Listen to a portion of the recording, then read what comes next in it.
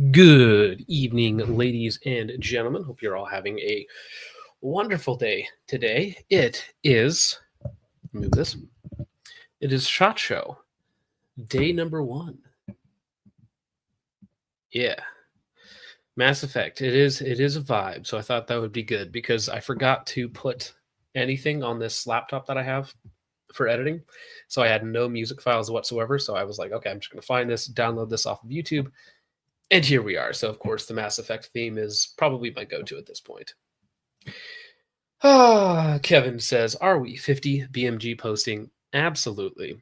All right, so while we're letting people roll in here, before we get going, Richard, how's your day going? Oh, wonderful, wonderful. Are we gonna get another jump scare today? That's my question. I sincerely hope not. It's quite funny. I love that people timestamped that in the last stream. Yeah, they got me. They got me. If you had asked, I could have cut that like 0.1 seconds out of the stream, but it is funny. Yeah, it'd be a little Easter egg for people who want to know, who really want to know. Yeah. Oh dear, the chat is absolutely correct about all the goings on today. So, a little preamble. I'm like dead right now. So yesterday, I get into Vegas about midnight. So like 12:30 Sunday / Monday morning. Right, Monday morning. I drive 5.5 hours down to Arizona for a class with Ben Steger and Matt Prenka. So I sleep like 45 minutes in some like park and ride, basically, like a rest stop off the freeway. And then I go to a class, which is not a great idea. In the beginning part of the class, which I think I'm going to do a dedicated video on the class because it was so much fun. In the beginning of the class, my Glock basically goes down. I don't have a backup. I'm like, oh, this sucks. So Ben Steger lends me one of his personal 47s to shoot. So I shot that for the rest of the class. Got to, hang out with them a little bit. After the class, I drive 5.5 hours back to Vegas on about 45 minutes of sleep. Crash here, go to SHOT Show. SHOT Show, the first day ends, and I make it back here about an hour ago. So I am a little dead right now. I think we're all a little dead inside, but that's why we're here. Yeah, Kodiak, I hope you're doing well, sir. I hope you're doing well. So I think I will do a dedicated video on the Ben Steger, Matt Prenka class that I went to, though, because that was fantastic. It was very fun. I was dead and a little retarded, but it went fantastic. So, all right. What should we start with? We should start with the thing that pisses me off the most, which is going to be Bushmaster 50 cals. Even though PSA will perhaps do something. Yeah, they might even make something even better. So now here we have, if you're not familiar, this has been around for a while. And it's just a little silly, especially the fact that this comes from Bushmaster, right? Because it is just a absolute chunk of aluminum. Now, I literally was not going to make a video on it, but I wanted to take some footage so that I could just show it to you guys. So it is a 50 cal. It is a 50 BMG bolt action with the bolt on the left side. I think it has an MSRP of $8,000, $6,000, something like that. Very, very expensive. It's a left side bolt, which is like kind of nice, right? So that, because you have that super long throw and whatnot, so that's always on the left side for you. Magazine fed, made by Bushmaster for some reason. I have no idea who the actual like manufacturer or idea for this, because if you look at it, it looks. This is a Remington design that they got? I believe this was originally a Remington design that they got. Yeah, I'd have to go back and look into it, but it's that would not surprise me. I'm pretty sure this one was I'm pretty sure this is the iteration that was based on the Remington design. Yeah, that would not surprise me. So but if you look at it, like it is a unmachined block of aluminum. Like it looks like raw blocks of aluminum, like where the handguard meets up here in the middle. It is literally just like 2 squares of aluminum bolted onto each other, which is like fine if you're trying to make it heavier and you know, it's 50 BMG and it's crazy expensive too. So it's not like something that's like inexpensive, right? There are some cheap, quote unquote, cheap 50 BMGs. Yeah, Minecraft 50 BMG. I was just about to say that. Basically, like a 50 BMG in Minecraft. Basically that. Yes. Yeah, it's looks like a prototype from 2005. Absolutely. So I was literally It might be at this booth, and I was like, I'm just gonna take a quick photo of this because it's so bad. it's hilarious. It's hilarious, but people do have them. There are some of these out in the wild. Well, I was also surprised by the MSRP because the MSRP is like again $8,000. Yeah, they're Or not like cheap. 6,700 or something. It's something ridiculous. They used to be, if I remember correctly, they used to be like $4,000 back when. Why would they go back up? like because everything's went up. They were like I want to say 4,000 or 4,500 at one point in time. I'd really have to go back and look at it, but pretty sure this is the one that's based on, unless this is a new design that they've come out with. I think this is the one. Let me see if I can find the video on it. Well, either way, it's kind of ridiculous because I remember seeing like a TFB TV video that I thought it was last year, but it could have been the year before that. Now, here's another 50 BMG that was actually just sitting at the Primary Arms booth. And so while I was waiting for Steven to finish up so that I could talk to him about the new products, I was like, oh, hey, I'll talk to this guy. So this is like a one of those, you'll find these really cool people who are essentially like madman inventors that just want to do a thing. And this is one of those things. So this is a interchangeable caliber 50 BMG to 223 bullpup ELR rifle thing called the Gungear. So it's like an ELR precision style rifle. Let me see if I can get a better shot of it. So as you can tell, currently it's set up for 50 BMG. And then I think it also takes like 375 Chi-Tac and then a bunch of the other calibers. He even has a 308 conversion kit there, but then it's scalable all the way down to 223 because the upper is essentially one piece and then you just have a different bolt face that goes on. So it's this huge monster bolt that just has, you know, a different bolt face for the smaller calibers or whatnot. But that also, well, the thing about that, which is funny to compare it to each other, is that they're both, you know, around $8,000. I think that's what the guy, George, who was nice enough to talk to me about that. That's the bolt face. That's a 50 BMG bolt face, right? Now, this is all like made in Germany type stuff, but I think the import price, he wants to have it around $8,000. So it's like the same, and it's like actual, like kind of cool machining and whatnot on there. Let me see if I have a good detail shot somewhere. Oh dear. No, not that one. So yeah, I'm looking it up. Here we go. So Remington R2MI is the original design on that bolt action 50. It's been around for quite some time. Yeah, so I mean, if you look at this, so it's a straight pull bolt action as well. That's what I'm talking about. Like these madman, like inventors, like absolutely crazy. So it is a straight pull 50 BMG, again, all the way down to 223. The entire trigger group can move forward and back to adjust the length of pull. So there's no stock adjustment, but the entire trigger group moves forward and back, right? And that's how you adjust the length of pull. He described the trigger mechanism to me as essentially like there's a spring pushing back to assist the trigger, and there's a spring pushing forward, of course, right? Because that's the tension.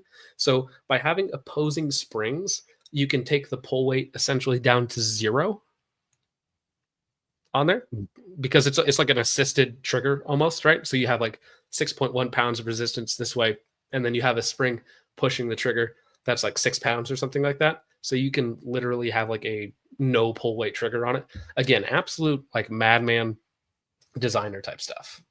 So the single receiver for multiple caliber conversions makes sense from a German perspective because of their laws, right? You're only allowed one, I think it's one handgun and 1 rifle per the basic German laws. I'd It's have to go very back and look possible. through it.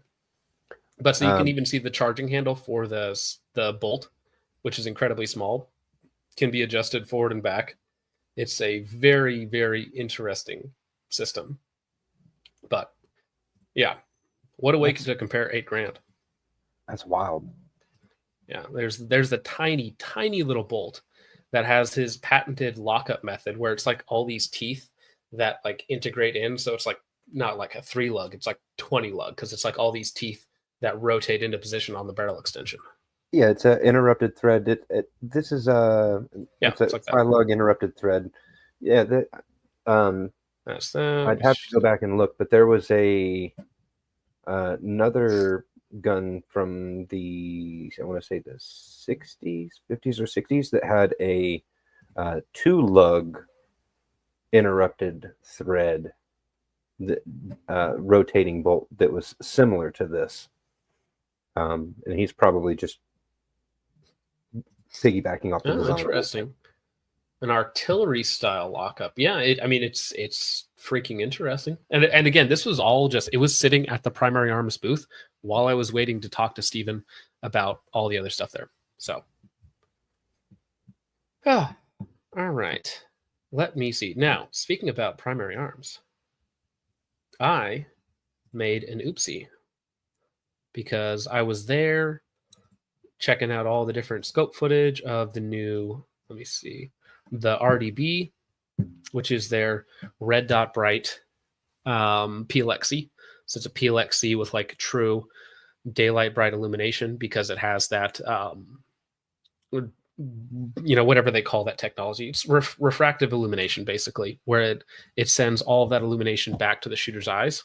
So it's, you get the crazy reticles, whatever you want, basically, but they are so yeah, I think this one here has some sort of mill grid reticle, which I didn't get good focus on. But my audio, my mic set, my wireless mics actually died while I was talking to Steven. So I have to go back there tomorrow. Now, what's funny is Mr. Garandthum is going to be there tomorrow. So this is actually us talking about the new HTX-1, but the audio died like 40 seconds in. And so we're just sitting here in silent here. So I can actually just turn it on. It doesn't matter. But there's just no audio. Oops. Because the mics died like 40 seconds into the conversation. So oopsie. Could have been a good video, but we'll be back there tomorrow. Boomer. All right. Yes. Well, that was the very last booth we had gone to. So I was there for like, 6-7 hours. So at the end of the day, they just died because I didn't charge them halfway through. Now, Garandthum is going to be at that booth at 11 o'clock tomorrow. And I have to go back there to actually film the audio portion of those videos. So, so you're going to try and be there about 10:30? It was funny. Micah Mayfield, he actually was like, "Hey, I'll go with you to the booth and go say hi to him." So I might either try and show up like right at the end, like 11:50 or something, just to like maybe say hi or something and then walk off, or at least finish off the audio. But I also don't want to like derail the booth thing. I don't want to cause a scene, cause problems. I do want to be slightly professional because, again, I could get kicked out of SHOT Show for life by doing something stupid. Do that. So don't do that. So Nick was interested in the RDB. The RDB is quite literally the same thing. So let me see if I can pull up this one. Oh, here we go. That's much better. The quality of the glass looks the same. It's very good. Very, very good. It's super lightweight still. Oh, did I cut out? Oh, you're back. My internet might cut in and out because where I'm at, the internet is not great. It's like just good enough to stream. So it's truly red dot bright, same Japanese glass. To me, it looks exactly the same. So except for you have that fire bright illumination. This is only on like setting 7 or 8, so this is not the top end. It's just bright enough to where I could see it really good without blowing out the whole image. And then, of course, you know, at higher magnifications, it's still very bright. This is the mill grid Christmas tree version. I think they're also making it in a BDC version as well, but you're going to get the same style of reticle. So center chevron plus, you know, outer horseshoe plus whatever you got in the bottom. So, but, oops, wrong button. Hello. So one thing that is very nice about these, though, I talked to Steven specifically about these, is that with the refractive illumination, sometimes when you're on the left side or right side of it, right, with that eye box, the illumination actually goes down. And yes, it is first focal plane. But the way that they've set it up on the PLXc is that it, on the low magnifications, it doesn't matter. It has edge to edge full illumination. So only on the higher magnifications, like say 5 to 8, if you move your eye like way off center, left, right, up, or down, will the illumination actually cut out, which usually doesn't matter as much because either you're at a more stable position or you're aiming with the reticles, so you don't need that illumination.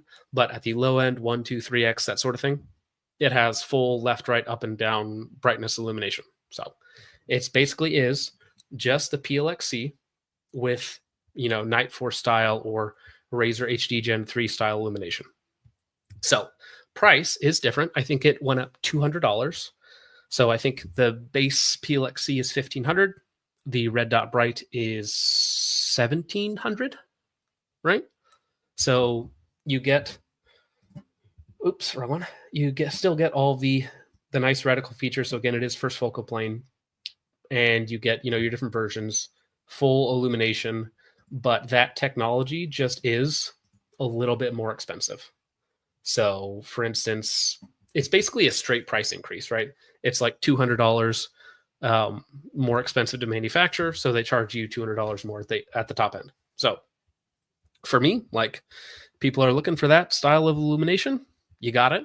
And it's in the smallest, lightest package. It's also the cheapest package, because I want to say the Night Force, you know, NX8 or ATACR, those are like $2.5 to $3 grand. And then, well, it depends on NX8 pricing. Because if NX8 is like $2K, I still think there's reasons to buy the PLXc over it for the reticles, because I don't really love, even though the NX8 isn't bad. It does look like a toilet roll when you're looking through it, though. And then the Razer HD Gen 3, which is like, what, 2.5K? 3K? Also has a really bad 1X, whereas the PLXc has a great 1X. So, well, actually, then it's really close to the NX8. So, well, at least there's another competitive option out there. Now you get to pick, do you want better field of view and reticles, or do you want that Night Force legendary, you know, durability? Whew. Well, there's also that. All right. Let's move on to the HTX, which should be pretty good. Now, again, I was supposed to get better footage of all this, or get audio of all this. But yeah, they showed off the, actually it was funny, Hunter Constantine was hanging out here, so I said hi to him again. I met him last SHOT Show. But he was, he did the filming block before me, so he was taking up Steven's time while I was waiting. So if he wasn't there, my mics wouldn't have died. But yeah, the HTX One, which again, I got a good amount of talking with Steven about them. It is truly American made. There is only one part that is not made in the USA, and it's actually made in Germany, is they source the actual LED crystals from Germany, because they're only made in China or Germany. And so the actual LED crystal, which is like grown, it's basically magic. That part is the only non-American part. And in the HTX One, they actually source it from Germany, not from China. So, and it's a very interesting mounting platform, right? Because it's you basically get two side screws, one on each side, and then you also get two in the front, which is a very unique way to mount something. So here it is on the MNP, fully made in America, enclosed. You either get it with the 3.5 4 MOI dot or the Vulcan reticle, which I would recommend getting it with just the 3 MOI dot, 4 MOI dot. And then I think street price is going to be around 600 to 650 bucks. So for a made in America optic, which is one of the few.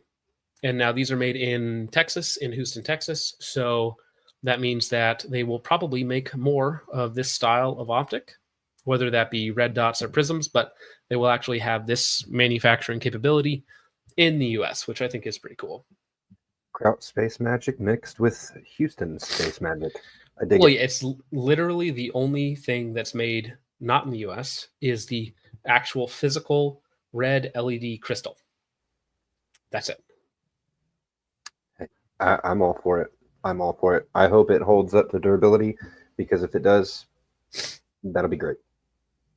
Caddy K for 556. Thank you very much, sir. Sorry I missed this earlier. Says, I too love looking at prototypes of ideas for a plan to maybe release products at an unspecified time. Yes, that is almost entirely everything that you're going to see at SHOT Show. Like, it's like, now that this is my second year at SHOT Show, and then I see everything that I saw last year, like a lot of it, like even at Primary Arms, they have the MD21s, which is their new red dot. You know, still on the floor, no release time, no ETA, you know, coming out someday. That's most of the stuff. Most of the stuff is, you know, maybe. Now, what is nice is I believe the RDB, the Red Dot Bright Illumination PLXc, and the HTX1, they're going to be out this year, hopefully in either now or the next couple months, right? Whew. All right. Let's see here. Also, I thought we would talk about this for a second. We have the new Primary Arms Classic Prisms, which I don't know why they made these, other than the fact that it's like a cheaper 1x prism and then a cheaper 3x prism. So they look fine. Like, so here's the 1x prism, which has a terrible like circle reticle. I think these are going to be like $150 because it's the classic line, which is like the lowest of the low line. It's a 1x prism that looks fine, nothing special whatsoever. And then they also have a classic 3x prism, which I was actually kind of impressed with.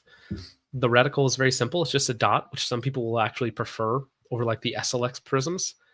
And it's just a 3x prism that looks fine. Like, it's nothing special. They do take Aimpoint T1, T2 style mounts, which I think people will like more. And I told them, I talked to Steven about this. I was like, guys, every time I talk about a prism, it's why isn't there a GLX 3x, 4x, 5x prism or a top of the line true ACOG competitor 3x, 4x prism? And, you know, he was like, oh, well, you know, maybe sometime. So, because most people are looking for a cheaper prism, because the SLX 3x and 5x and 1x are already decent options. And then they come out with the GLX 1x, which is like, it's fine that it's better, but we'd much rather have like a 3x, a 4x, or a 5x with like huge field of view, great glass, good reticles. You know, people want a true ACOG competitor. Yeah, and the 3x prism, like, it's not bad. And it's probably, again, sub $200. That's probably going to be what I get. I had the was it Viridian?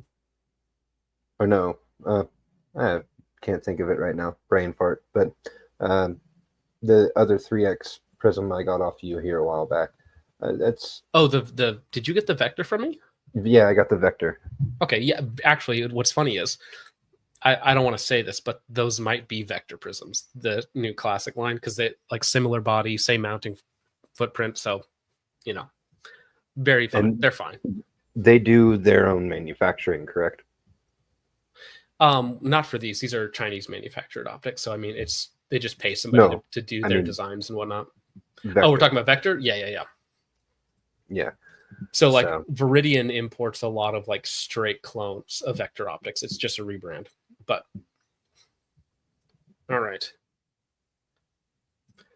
Kevin says, I think L&S is making a prism. Stop by. I know they're making like I don't really care about this, but I saw them. They have a 3D printed prototype, which is useless. Like, who cares? I can make a 3D printed prototype of the old Russian optics where it's just like it's a lens and then like just a really thin hood that wraps around the body. I saw that there. So I will probably check them out tomorrow, The Seymour? the day after. Yeah, I think so. Something like that. All right. So I think that wraps up for primary arms. But how about the COA from Glock, which I did get to play around with a little bit. They look fine. Now, I got to talk to, very nice. I waited around quite a bit, but me and Shane got to talk. If you're not familiar with Shane on the right, obviously, Shane is like a world-class competition shooter, and he is Glock's shooter, right? So I got to talk to Shane about it, which is very cool. That's one of the things that I do like about SHOT Show, is that occasionally you can get to meet some really cool people and whatnot. And Shane is actually funny. I've seen him at other trade shows because he's usually going around with Glock to like he went to the primary arms range day. I think he went to the gathering at Palmetto State Armory, and at those where you're actually shooting, he'll be around like not doing a class, but just like hanging out. Dude looks like he could be your older brother. Yeah, actually, it's funny that we have like almost the same like haircut and facial hairstyle. He's Jawline, much cooler though. They have everything. Yeah. Well, anyways, yeah. So that was a good conversation. So we got to talk about that. He walked me through it, which I basically knew everything, but it makes for a really good Gun.Deals video, and to have Shane put his input on it because that was cool. So, yeah, absolutely mogged by one of the best to do it. So that was fun. I got mogged by everybody this week. So like I was hanging out with, Ben Stager and Matt Prinka, and Ben's like 6'2". And keep in mind, like Shane's actually not that tall because I'm like 5'7", right? I'm like 5'7", so Shane's like 5'10". Ben Stager is like 6'1", so he's up here. So I get mogged by everybody. Short it happens. Yeah, so Range Day Bro asked about how they prevent side-to-side movement. So it fits, it like wedges in from the front, and then it has like bosses along the length of the optic, left and right. So it really does lock onto it. The retention plate, maybe, And I did ask about if they're going to have like dedicated slides or different optics, and that's kind of like maybe in the future.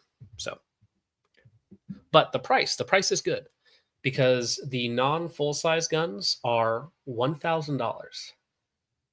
And then the full-size guns are $1,100, which sounds like, oh, that's a lot of money. But an Acro P2 is like 600 plus, and the Glock is 600 plus.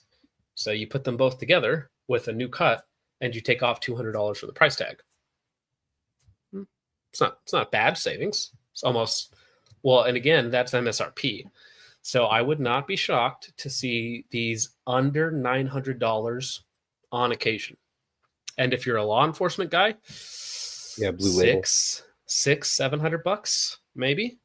Yeah, that's with the optic MSRP, because they're sold as a package with the optic. $1,000 for the non-full size, and then $1,100 for the full size. It's pretty good value. That is pretty good value. I will get an HTX for sure. That's another one of those that I am going to get an HTX. I'll probably pick up the classic Prisms as well because they're so cheap. But yeah. We did have a super chat come in that I think we might have missed. Archaic Ann asked, what's something you've seen so far that stands out as something that will never come out? Well, that actually ties together with this. So I actually missed two. So Mitchell Black for $199, thank you very much, sir, says, go vote for the PSA Saber Lancet 50 BMG. Yes, that is something that will never come out. So Archaic 8-Man says, what's something you've seen so far that stands out as the most that will never come out? So today, I think PSA has a habit of never producing what they claim they will, right? So they led people on for 2 to 3 years about the STG-44. That got shut down. They led people on for like 5 years about their MP5 clone. That got shut down. So you know, half the stuff from last year are also on their 2025 to-do list. So, you know, maybe. All right, but before we get to those, thank you very much for all those. Kevin says, see if Caracal is going to be offering the 817 here. If Caracal is here, I will find them. But dude, it takes so long to go through everything. Like I only stopped at like maybe 20 places out of like 1,000 today. So it's like there's a reason TFB has 3 teams going around the show, right? And they're here for like an extra 2 days. So as a one man trying to get it all done, like, whew. But I will try. Absolutely. All right. Now, what about something that is better than, oh yeah, baby, here we go. What about something that's actually kind of cool from the worst company imaginable? Strike Industries? Strike Industries P90 chassis. Like a modernized P90 chassis. I'm here for it. Let me mute that. I heard a Discord notification go off and I got PTSD of when I let that run for like an hour and a half in the background. It was hilarious. Yeah, but bros, like a P90 clone chassis, sorry, not a clone. So this will still require a regular P90, you know, whether it's the rifle or the pistol or the SBR version. And then you throw on this updated chassis, which has like a real grip angle, you know, M-lock slots up front, M-lock on top, and then like, you know, some other stuff in the back end, like, and crazy. Okay. But a actually ergonomic improvement for like, you know, a platform that's like 30 years old that FN just refuses to update. They still sell, but they refuse to update. Yeah, I'm all here. I'm all here for this. I have a love-hate relationship with Strike Industries. I love that they have the potential to put out cool shit like this, and they're off doing anodized whatever. But this, yes, I'm actually looking forward to this, and this might actually push me over the edge to get an actual P90, because this is peak Stargate. This is what Stargate should have been. Well, and it's funny because it's like actually, maybe not this one, but it is like actually an ergonomic like improvement, right? So here's a P90 rifle version with with a, you know, undermounted grenade launcher. Not a great idea, right? But like full M-lock slots, you know, again, the better grip angle, and like, you know, an actual improvement that, you know, this also may never come out. So, but it is kind of cool. I've seen this teased on their website a while back, but yes, yeah. But this is the first time that they've actually had it physically there, because they showed the same stuff at SHOT Show last year, but now it is actually physically there, and they are pursuing it. So it is interesting. Josh says, "Can you do one of those fake out handshakes with GT and say too slow, and then follow up with a noogie, and then walk away chuckling, eating a candy bar?" I could try and do that, but again, we've already talked about how I'm vertically challenged. So to give Garand Thumb a noogie, I would actually have to jump up or like get a stool to do that to him. So that's probably not going to happen. He might see that coming.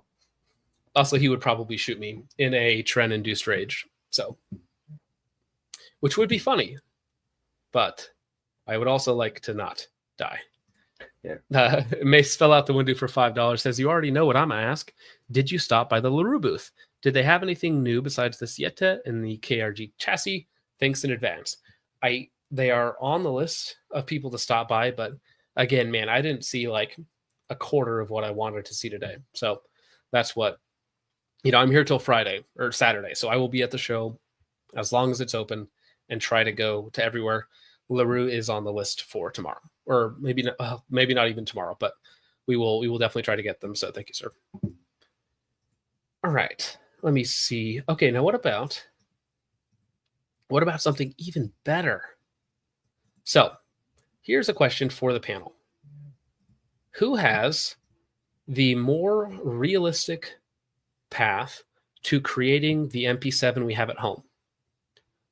Is it Palmetto State Armory or Strike Industries? Because this is, as you can probably tell, this is a Ruger 5.7 chassis. Much like what we're seeing with the Palmetto State Armory 5.7 chassis.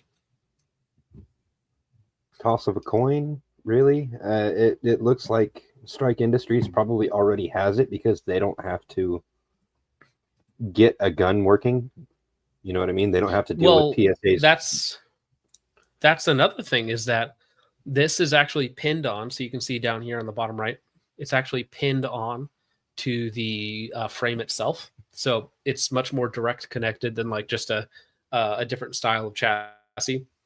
And, you know, it's a Ruger 5.7 at heart with a chassis and a stock. That's essentially what it is. Now, the X57 is not a rock chassis. You're kind of playing yourself if you say that, because at its core it is just a rock on the inside of a plastic mold. You know, it's like, it's not bolted on. Okay, so it's not a chassis in the traditional sense, but that's essentially what it is, right? So, but Strike Industries might actually be the better manufacturer in that case. Now, it does look very ugly.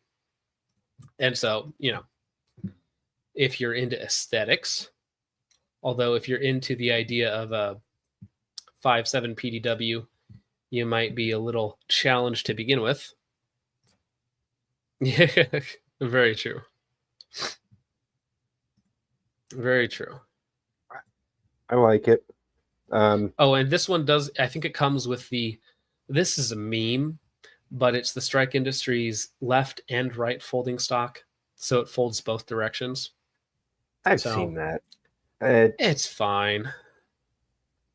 I'm so the thing is, how the durability is on that, but I'm sure it's bad.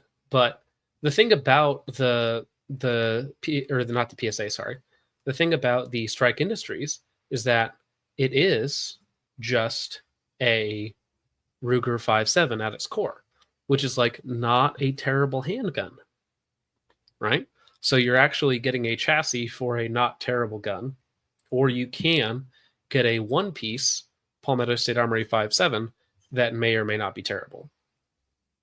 I think everybody's just trying to keep up with Diamondback because they've had the DBX for several years, and it's not terribly ugly. It actually is a 5.7 PDW. It's not just a repackaged pistol, and it takes. Now, I think they could make this. I think they could make this a lot less ugly if they took off the iron sights, which is cringe. Took off the extra quad rail slots on there and just put on a nice optic on top. I think it would look a lot less cringe. Also, if they had like a real folding stock on there, it could be a lot less cringe. And then essentially all you're using is a little bit of plastic. It looks like a Scorpion had a baby with a Ruger. That's essentially what it looks like. The CC Scorpion Evo 3, the really short one, looks like the similar receiver with just a different grip. All right, guys. Oh, dude. So following up with Zev, let me see. Where did I talk to the guy at? Was it this one? So I talked with this gentleman. What's his name? Jeff or something? I think it was Jeff. So we were at the Zev booth talking about the new FDP, that folding Glock thingamajig. And it was funny, dude. Nick, the guy who made those horrible TFB TV videos, he was there. And I was like, do I go up and introduce myself and be like, hey, we're the guys that reviewed your horrible videos that you made? Or do I just like walk away? So I didn't go up to him and like introduce myself. I was like, "Hey, I'm the guy who makes fun of you online." But I did think about it. I kind of probably would have walked up and maybe introduced myself for a split second and then got distracted immediately by whatever was next to him. Just be like, "Hi, how you doing? Oh, what's this?" Yeah, well, I mean, he was talking with a bunch of people, so I didn't want to just be like a complete asshole. Yeah, you're a better person than I am. Well, I also don't know if he like actually pays attention to any of that stuff, right? Oh, I'm sure he Also, doesn't. I will say, I played around with it. Like the folding mechanism does not work very well. Like you press it and it kind of just moves out. You actually have to physically flip it and like pretty hard to get it to lock in place. Because the two models that now Zev, in my opinion, kind of sucks. But the two examples that they had out showing around had a lot of differences between them in terms of their like feel and whatnot. So like some of them were definitely a lot more broken in than others. So it did not feel like a great quality control for the show models. That yeah. Did you ask him why on earth they would make something like this and then offer a fixed stock model? Well, they're all SBRs for now. So Right, but they will eventually have a pistol version, but for now they are all SBRs. No, from what I understand, there was one that they were offering a version that did not even fold. Oh, right. No, I think that's a future plan to offer a fixed stock version. Which, yes, you are correct. Please don't do that. That sounds like a waste of time. And now, of course, if you make it look kind of cool with a suppressor and an NGOL and an optic on top, even though this is a really silly riser, when you fold it, you have like a 6-inch suppressor hanging off the end of your gun. So again, it's way too late, right? And it's so far behind other chassis, or I shouldn't even say chassis, other PDWs on the market that yeah. It's also, it's like $1,500. So it's not terrible money, but I think that you could definitely find like a B&T GHM9 that's probably around the same price. Way more practical. I am a fan of B&T. I wish they would produce more stuff so their stuff wasn't ridiculously priced on the aftermarket, because there's a few things that I would really like to play with, but it's just ridiculously priced.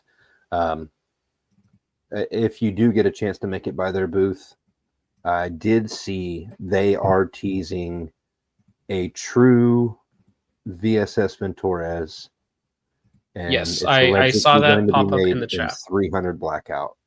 So, dude, the B&T booth and the I know a bunch of people are asking about it, the Staccato, the new HD, their booths were so packed, it was not worth it to step in there.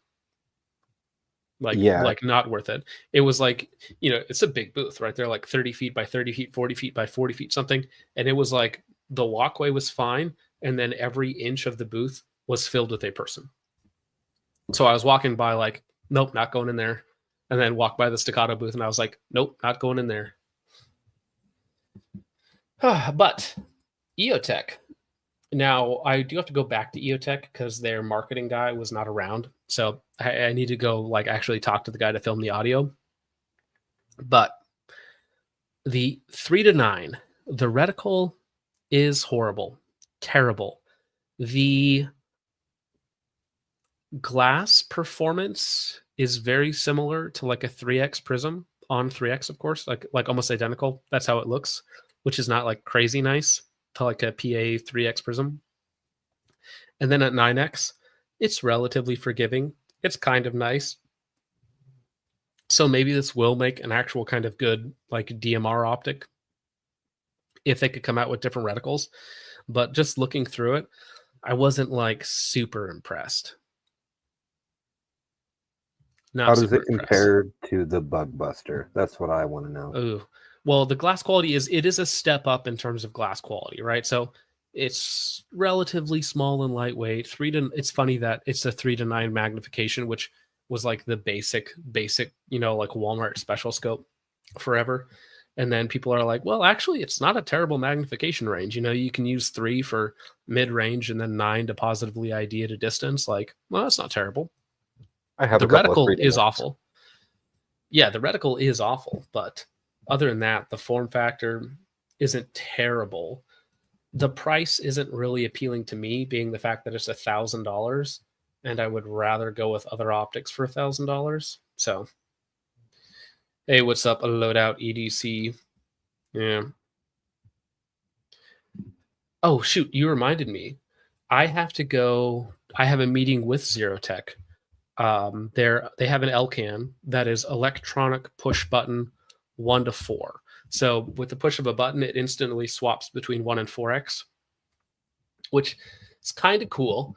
I have a private video of that, which I'm not sure if I'm allowed to share. But I didn't sign an NDA, so would you guys like to see it? I didn't sign an NDA, so here, let me press the play NDA. button. I'll press the play button for you. Wink, wink. Okay, let me see if I can get that, because I think I have it. Size-wise, how does that EOTech compare to a PLXc? It's smaller, slightly smaller and lighter. So it's like 1.5 inches shorter, maybe 2 inches shorter, and it's 1 ounce lighter. So, you know, it's also cheaper. Yeah, noticeably cheaper, slightly more compact. I'll be excited to see how it actually performs. Where is he? Let me make sure on this that it's not. He didn't specifically say, because if he did tell me that I can't share it, I won't. But let me see. Okay, perfect. Perfect. Okay, so he did not tell me that I can't share this, which means that I can. Okay. So let's stop that. Let's share this. Okay. So, nope, is this playing? Hello? There we go.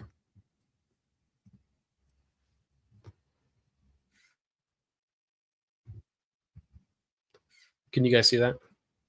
Yeah, I can see it. So this is very, very... But as you can see,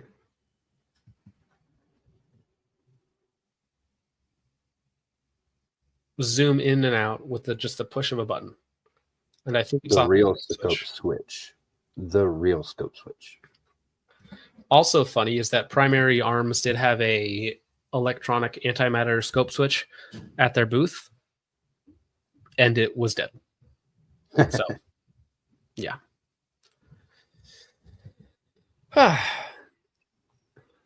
Was there any more? Yeah. So it's a Prism optic that uses a electronic switch, so it has some motor, you know, rather than a flip like the LCAN. It has a little motor that goes boop, boop, boop, boop to switch from the 1x to the 4x Prism. That's it. I'll imagine it's probably some type of little servo motor. Yeah, something like that. Yep, for sure. For sure. All right. That was that. Let me see. EOTech, we got a couple more things to talk about. Oh, here we go. Are any of you guys interested? I already know the answer. In a $900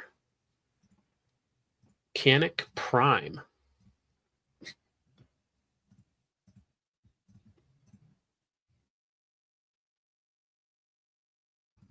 Excuse me, I had to cough really bad. This is the Canik Prime, which is a MC9 LS. So it has the 3.6-inch barrel with the 17-round grip capacity. But, and it comes with a ported barrel stock, which we'll get into.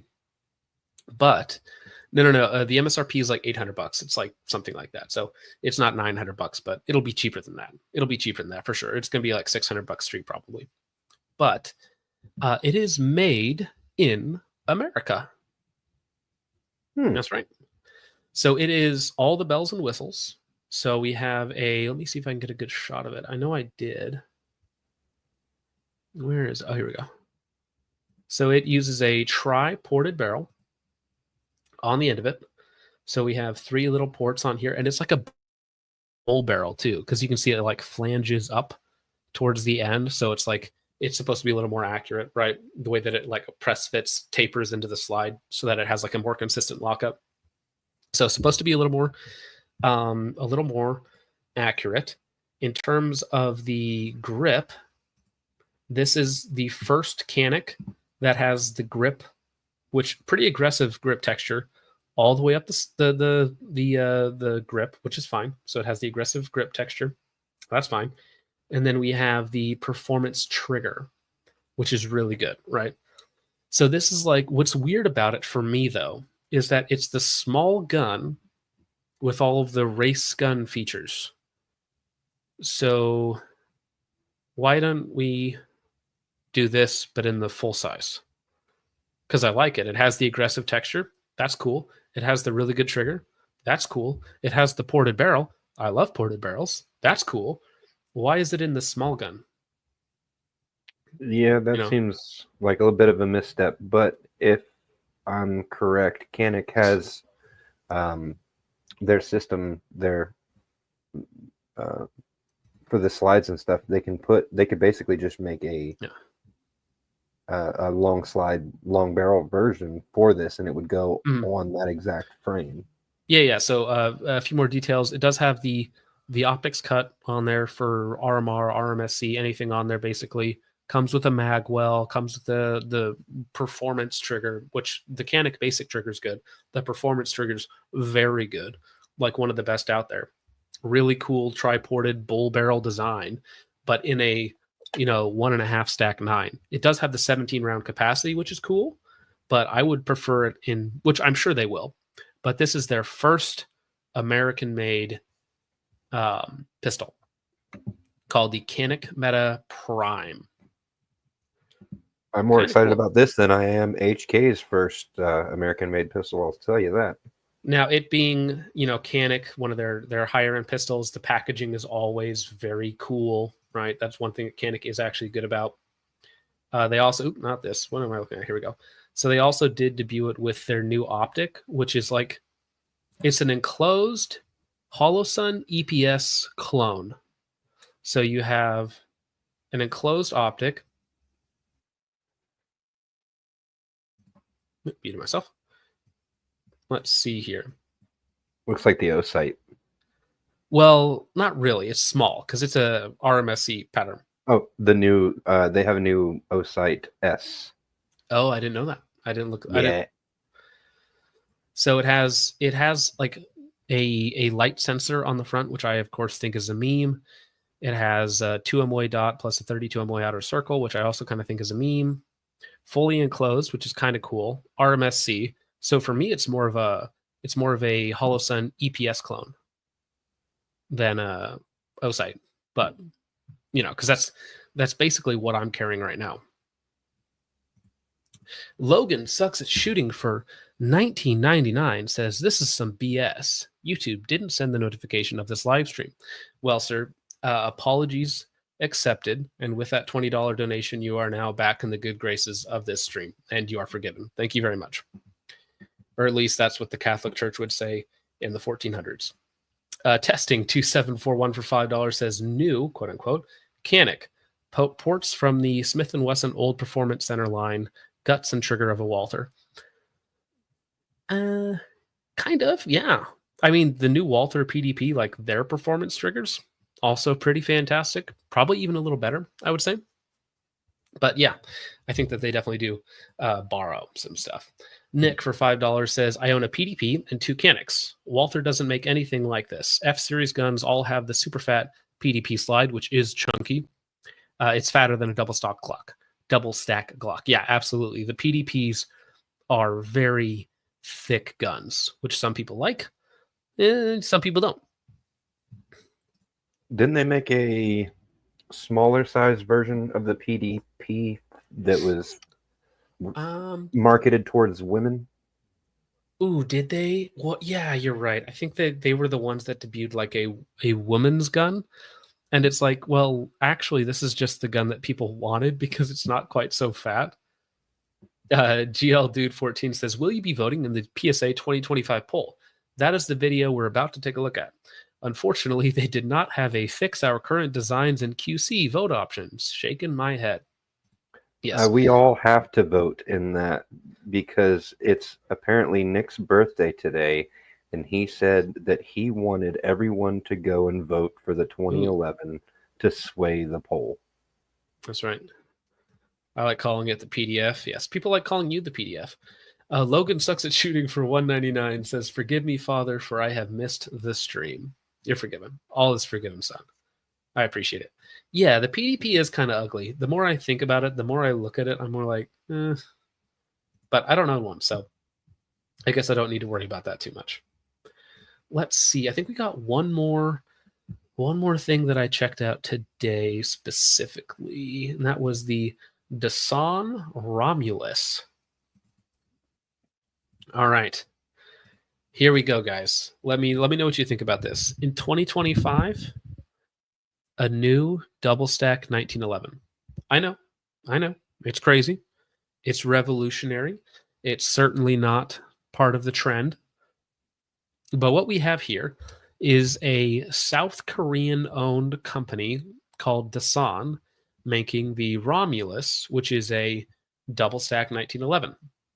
Now, apparently these were at the SHOT Show Range Day, and they were pretty good. Like all the ones that I felt, the triggers felt pretty fantastic. They come in any flavor you want. So all the way down to a 3.5-inch version. So like think a staccato P, and then all the way to a long slide, 5-inch commander model or whatever they're called. So they can either come in ported, standard, press fit comp, or threaded barrel comp. So for some jurisdictions, like say New Jersey, you can't have a threaded barrel. So they will actually press fit on the comp for you, which is kind of cool, right? So you have like the super big model. So these don't take proprietary mags, but they take like the standard, 2011 mags, which are very expensive, like $80 to $100 each. The triggers seem nice. The optics cut seems fine. They use a different modular plate system, whatever it happens to be. But let me see here. Yeah, so we talked with the guy. I was curious because I didn't want to say anything, but everybody at the booth was Korean, and so I was like, "What is this company? What is this?" And so I think it's Alpha Foxtrot. Actually, I might have said the name wrong. It's Alpha Foxtrot. So everybody at the booth is Korean, and I was like, "So, tell me about your company." And then they're like, "Oh yeah, so we started out in South Korea." It's like, okay, there we are. That's why everybody here is Korean. Makes sense. Now, them all being the price tag is actually not terrible. The price tag for these guys. So they start at $1,500, and then the top of the line gun is, let's see, can I get a good shot of that? The top of the line gun is only like $1,700. So for all the options, like that's not terrible for 2011. Like a cheap 2011 are like the LFA, I think is what, like $1,000. Yeah, that's the cheapest one. You retro guy. I know it's when I'm getting mogged at the Asian booth, it's a problem. It's a problem. But yeah, it's not particularly expensive. Not bad. All right. That's that, but let's look at I know what people want to see. I haven't seen this video yet. Richard, you have, right? I did. I sat through it earlier. I should say I suffered through it earlier, but oh, that's right. I forgot the Thesis are so cheap.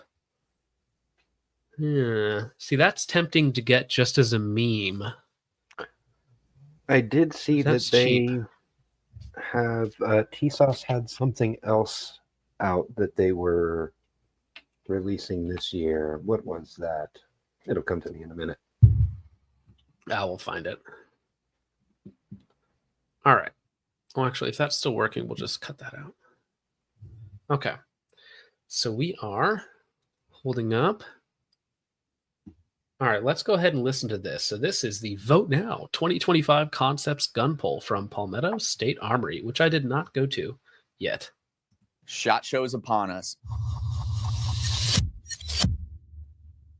Welcome to the Palmetto State Armory SHOT Show 2025 Concept Gun Poll. Some of these guns you're going to see from last year. What we did this year is we took the top 4 guns from last year. We already gave you updates on those guns, and we're bringing back the next 4 in order to make sure you're still interested in it or if it's something you want us to work on. And then we're going to go into all the new guns that we're bringing. Richard, what do you want PSA to work on? Let's see, so many things. To start with, their customer service. Yeah. That would be a good start, because if they're going to sell crappy guns, they should at least stand behind them. They could do that. Yeah, for sure. That sounds like a good strategy. Let's see what they want us to work on that you guys haven't seen yet. You can vote on a total of 3 guns, so make sure you take your time, look at your choices, and pick the ones you want. Now let's get into it. Up first is the Palmetto State Armory Emerge Bolt Action Rifle. The PSA Emerge Bolt Action Rifle is designed around a Remington. Okay, so I haven't seen this video yet. Right off the bat, just kill me, okay? This is not what we wanted. Unbelievable. No, we have cheap Remington 700s out there.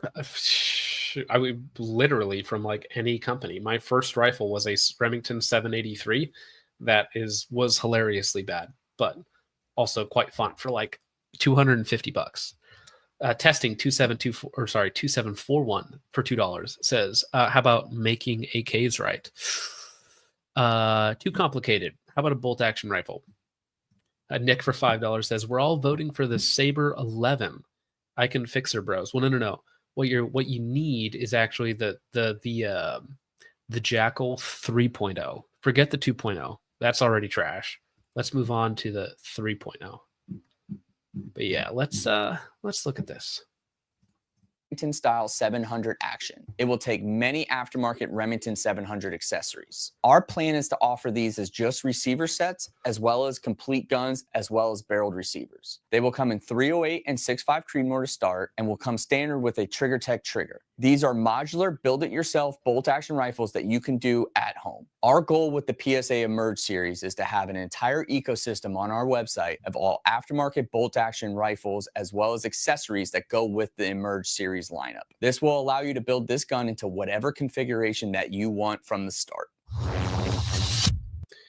So I think that the reason companies started moving into this bolt action game, specifically Palmetto State Armory is looking at doing it because they teased this last year as well, and Aero Precision with the Solus, is because it's the high-end stuff is really expensive. So even if you bring something in the mid-range for like $1,200 to $1,500, you still look cheap. And I bet the profit margins, especially for somebody like PSA that can produce a lot of this stuff in-house, has got to be insane. Yeah, I'm sure the profit margins are through the roof. Well, because it's so simple. It's such a simple thing in terms of like machining time and stocks, and like it's all already patterned, right? So they just literally have to copy and paste stuff into the machines, and like, hey, they'll spit it out fine enough 49 out of 50 times. So, well, and even the machining on it is very simple machining because it's all round spun parts with the exception of the lugs. And yeah, that's a little bit of extra fixturing, but I think Nick could probably speak to that. Yeah, mostly just all lathe work and small amounts of milling. Now, what's funny about this, I haven't even looked at this yet, but the Olcan, the bullpup chassis, basically. The bullpup Jackal? Well, yeah, but they already make a couple like decent bullpup kits. You know, like I think, was it the AT3 or A3 Triad kit or something like that? Is like relatively decent, and you can use a Jackal upper with it, right? Or something. So this is already being made by somebody else that I actually trust more, which is funny. Up next is the Olkin. It is the PSA Jackal lower receiver. The Olkin lower receiver will Yeah, it's literally just a forged piece of, it might not even be forged. It might just a billet brick of aluminum that's a chassis for, it's just a bullpup conversion kit basically. convert your standard Jackal 14.5 and 10.5-inch uppers into a Jackal bullpup lower. It will My Jackal is a 14.5. But now I have to figure out how to get someone to buy an Olcan lower so that I can take it off their hands, because they won't ship it to me. He said it though. It's a conversion kit to just take the standard receiver, run the video back. Pretty sure. Well, no, I know that, but I still have to get the lower, which has to be transferred. So I have to go. The lower is a firearm, right? So I need to get I need to get somebody to buy it for me so that I can buy it from them. I thought that will the rail be in spec? No. I have a regular Jackal lower, but this is a completely different lower. Am I crazy? This does not look the same. I think he said it's just a conversion kit. No, that's not a standard lower. Look at that. It's like blocked off at the bottom. Freeco grip. It has one of the better bullpup triggers on the market, and it will be easily convertible. Up next is the Olkin. It is the PSA Jackal lower receiver. The Olkin lower receiver will convert your standard Jackal 14.5 and 10.5-inch uppers into a Jackal bullpup lower. It will come standard with a Freeco grip. It has one of the better bullpup triggers on the market, and it will be easily convertible for you at home to just drop your upper right onto the lower receiver. We will sell these as complete guns as well as just dedicated lower receivers. You were right. I'm 100% retarded. You're muted. Yeah. Anyways. And now here's something that's actually, this might come as a shock to you. The Jackal 9mm might be fantastic because it's a blowback 9, no gas system, and it has the folding ability that a lot of people like. So for that subgun, cool, using probably CZ mags, right? Scorpion mags, kind of neat. Please be like $800, not like $1,200.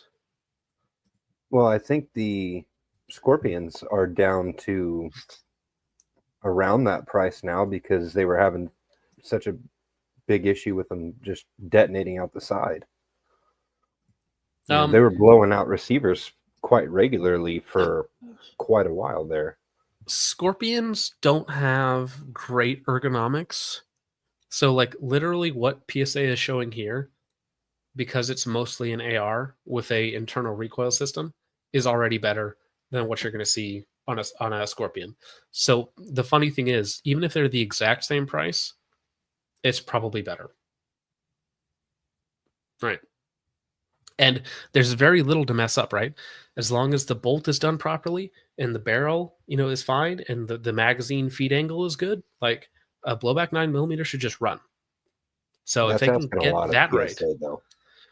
Well, Bear Creek Arsenal makes a internal recoil system AR9, and that's actually like not half bad. Now that's very inexpensive, but what I'm seeing here, this is not terrible. So I think this is something that they could get right, because we're not talking about like some complex piston system with a rotating bolt and 9 different settings on their adjustable gas block. It's literally just bolt with a 9mm face smashing into a barrel. I think they can figure that out. I hope they do, because this is one of the products that I am excited about. I like the idea of PSA. I like the concept. The execution is some of the worst that I've seen. Oof. Border crosser arsenal. Very true. Next, we have the 9mm Jackal. We showed this to you guys last year in our SHOT Show poll, and we decided to bring it back to get re-voted on. We did do some changes to this gun, so let's talk about the gun again. This is a 9mm direct blowback Jackal style upper receiver that is monolithic that will mount to an ARV style lower receiver. The lower receiver that you see here is stylized and aesthetically mated up to go with the 9mm upper. Now it will accept ARV style lower receivers, but when we sell it as a complete gun configuration, it will come with this 9mm lower receiver. Some of the changes that we made after SHOT Show last year is that we decided to make a new lower handguard profile for this. As you can see, it is recessed here for your hand, as well as it has a built-in hand stop. So That's actually good because the Jackal handguard is like ridiculously bad. Like it's like an inch taller than it needs to be, and there's just so much extra material. It's kind of bad. Yeah, it's basically an American Strybog. your hand can't slide forward while shooting. The 9mm Jackal will take AKV/CZ Scorpion style magazines and will come standard with a 9mm nitrided barrel that is half by 28 threads. The Jackal lower is compatible with AR-15 fire control groups, safeties, as well as grips. The 9mm Jackal will come standard with a neural charging handle, and we will offer... This is actually really slow and boring, so I'm just going to skip through it. I don't care. I get it. Oh, here we go. Well, speaking of... what everybody wants. Is this a 37mm grenade launcher? Well, it's not going to be a 40 because PSAs are fours. Dugan Ashley in the chat says, what if they just called it the Jack-Off, but totally owned it and didn't even bat an eye? Just said PSA Jack-Off with firm confidence. That would be awesome. I would love to go do an interview with them and be like, all right, so tell me about this Jack-Off. And how is this Jack-Off different than that Jack-Off? And what sort of color variations are we getting in the Jack-Offs? I hope I think they can pull it will be off. there. If you've ever jacked off on your PSA Jack-Off, go ahead and jack off on the comment sections. Up next is the Saber Thumper. This is a 37mm launcher. It is designed to either be mounted under a firearm or as well as standalone on a chassis. Freshwater Sailor, does anyone make an AR-9 lower that takes Scorpion mags? I know Palmetto State Armory does, but I'm sure a few more people do as well. the Thumper is just trolling M26? Yeah, probably. Probably. We will have both options available. The Thumper is going to come standard with a slide action release that will also have a double action trigger. Wow, that was incredibly minimalistic, but like I get it. That's I think a flare launcher or something like that could be relatively cool, especially if it was like one part swap to a 40, right? I think that could actually be kind of cool, and you can use it as a multi-launcher. But if they did it to where it was just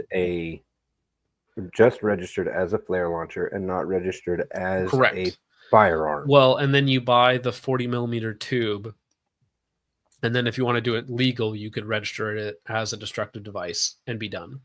Well, there's people who make 37mm adapters that fire, I think it's like 18 22s at once or something crazy like that. I'd be interested in getting one of those just because of that, because I think it would be fun to be able to, shoot a handful of angry bees at one trigger pull. But aside from that, I don't really see any interest people in the chat are correct. It's just a meme basically as a 37mm, but it could still be fun. All right, Saber 11. Up next, we have the Saber 11. The Saber 11 is a double-stack 1911 that is chambered in 9mm. The Saber 11 will come standard with a stainless steel bull barrel. The slide is also tri-cut, and it will have matching front and rear serrations. The front serrations are What I'm seeing here, this looks great. Do I trust Palmetto State Armory to build a 2011? Not really. Could be cool though, because I like 2011s well enough. But if it's more expensive than like the LFA or a few others on the market, like if this is like $1,500, ooh, that's a tough sell. Especially if like even a Springfield Prodigy, which is like $1,500 to $2,000. Like people are like, oh well, they're fine once you swap out like 10 parts. if you got to do the same thing with the PSA, you're not going to have a good time. It does look cool. If it functions as intended, could legitimately shake up the 2011 market. The problem is PSA has a habit of like introducing something that could be like top tier and then just messing it up along the way and then like tripping over themselves. So it's like, yeah, maybe. In concept, I like it. I don't have confidence that they will be able to get the tolerances on this. Yeah, that's another thing, man. I just don't see it. So if they, yes, correct. Reject the Talmud. Yes, exactly. Anyways, back to the 2011. Yeah, I don't know if I trust Palmetto State Armory's machining on a 2011. And if they take the extra time and put in the extra money to make it good, well, then it's just back to an expensive 2011. Oof, yeah, don't shake up the 2011 market. It's not drop safe. Very true. Full wrap around the top of the slide. The slide is machined to accept aftermarket optic plates, but it will come standard with an RMR cut footprint plate. The Saber 11 will come standard with an external extractor. Moving on to the frame, we have a full-length dust cover and a Picatinny rail on the bottom that fits perfectly with a Surefire X300. The Saber 11 will come standard with an ambidextrous safety, as well as an interchangeable and adjustable trigger shoe. Our plan is to have multiple grip options, as well as multiple slide options, including a comped option. It'll probably come in around $1,200. That's going to be my guess. With all the accoutrements and everything, it'll probably come in right around $11.99. Did they say Glock mags? No, they didn't say one way or another, but I'm assuming 2011 mags, because if you run back, you can see the base on the other one. Well, so that's the thing, though. If it's $1,200, like you're only 2 mags away from being the price of a Stealth Arms Platypus.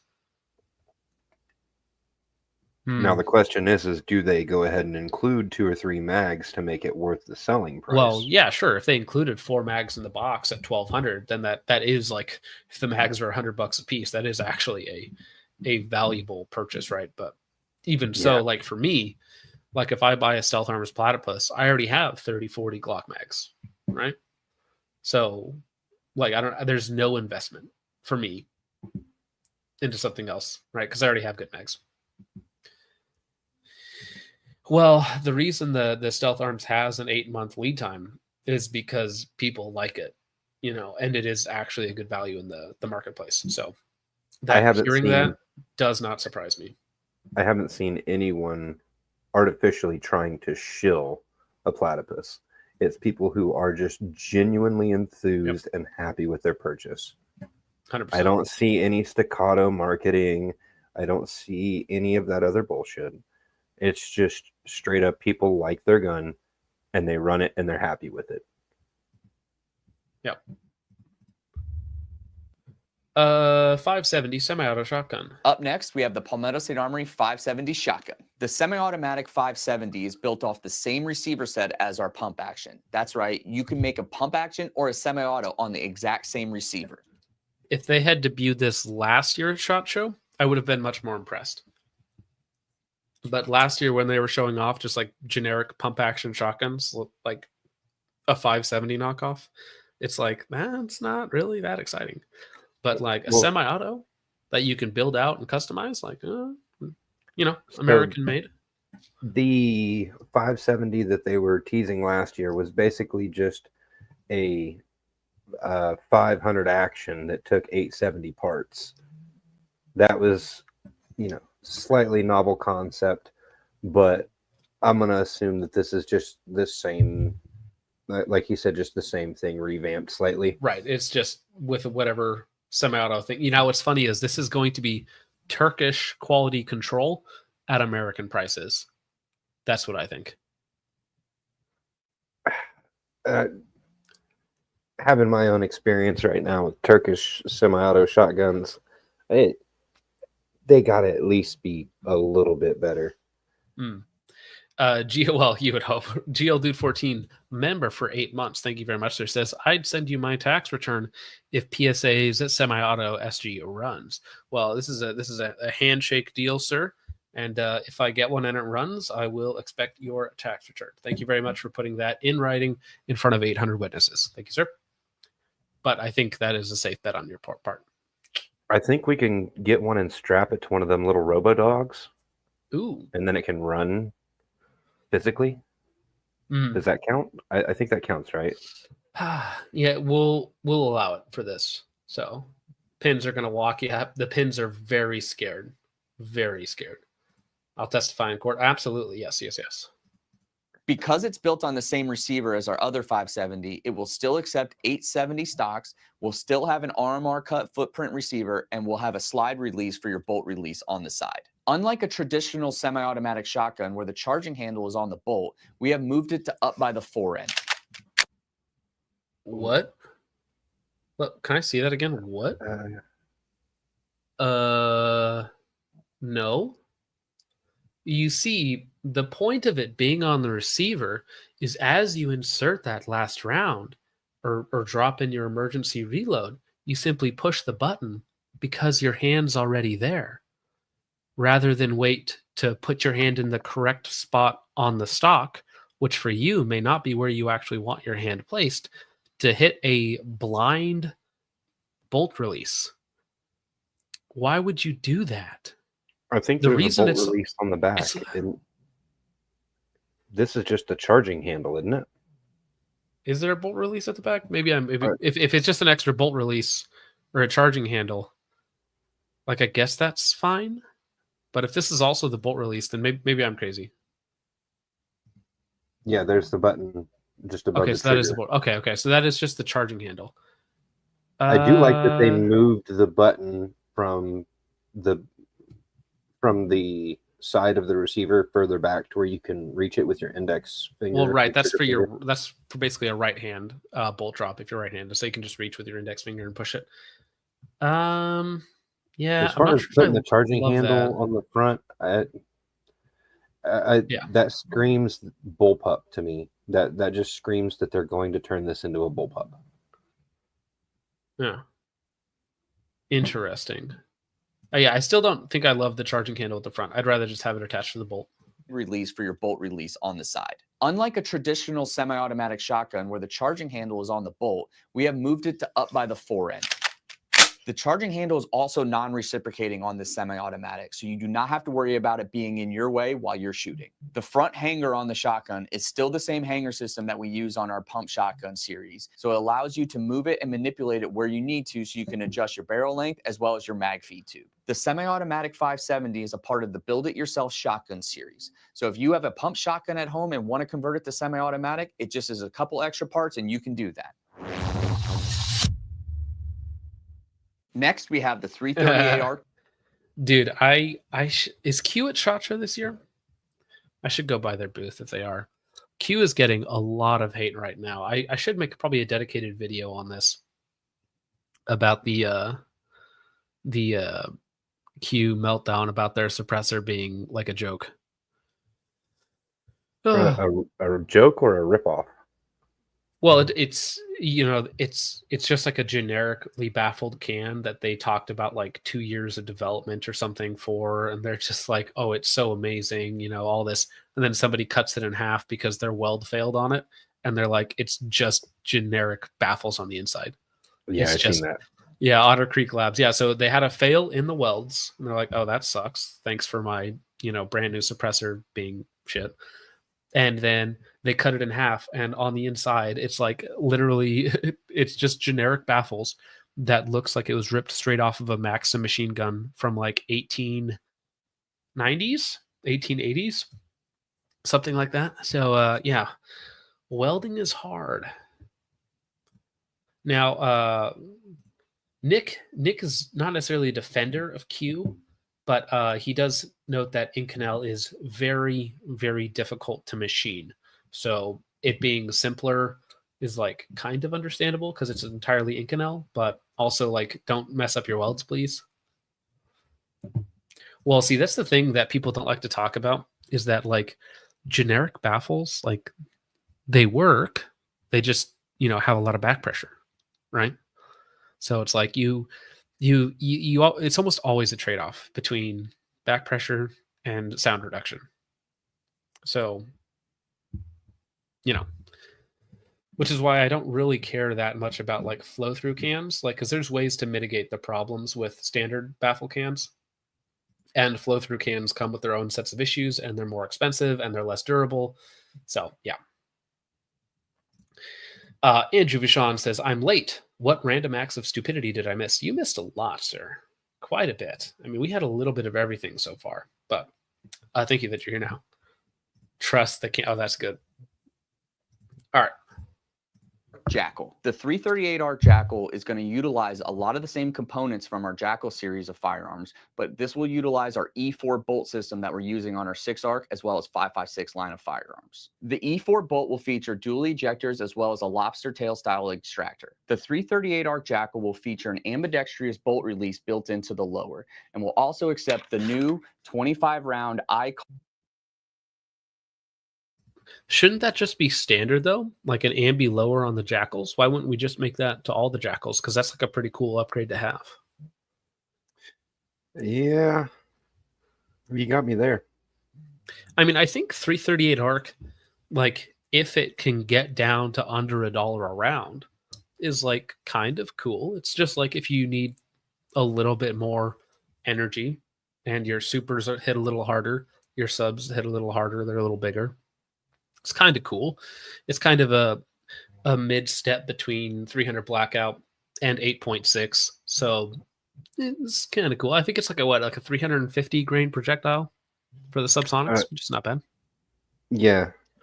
I think the problem is going to be it'll never get down to $1 a round because just the projectiles for them are ridiculously priced. Even the cheap, crappy, jacketed garbage stuff is still like 70 cents or something like that. People are correcting me that apparently I haven't looked at the Jackal Gen 2 yet because I still the Jackal Gen 1 had so many problems that they're like, oh, we're just going to move on to a different design. Yeah, I think they already had some of the new upgraded designs rolling out before they even officially called it a Gen 2. 100%, dude. There were so many rolling changes to the Jackal. Like almost every single part on that gun has changed since it's been out.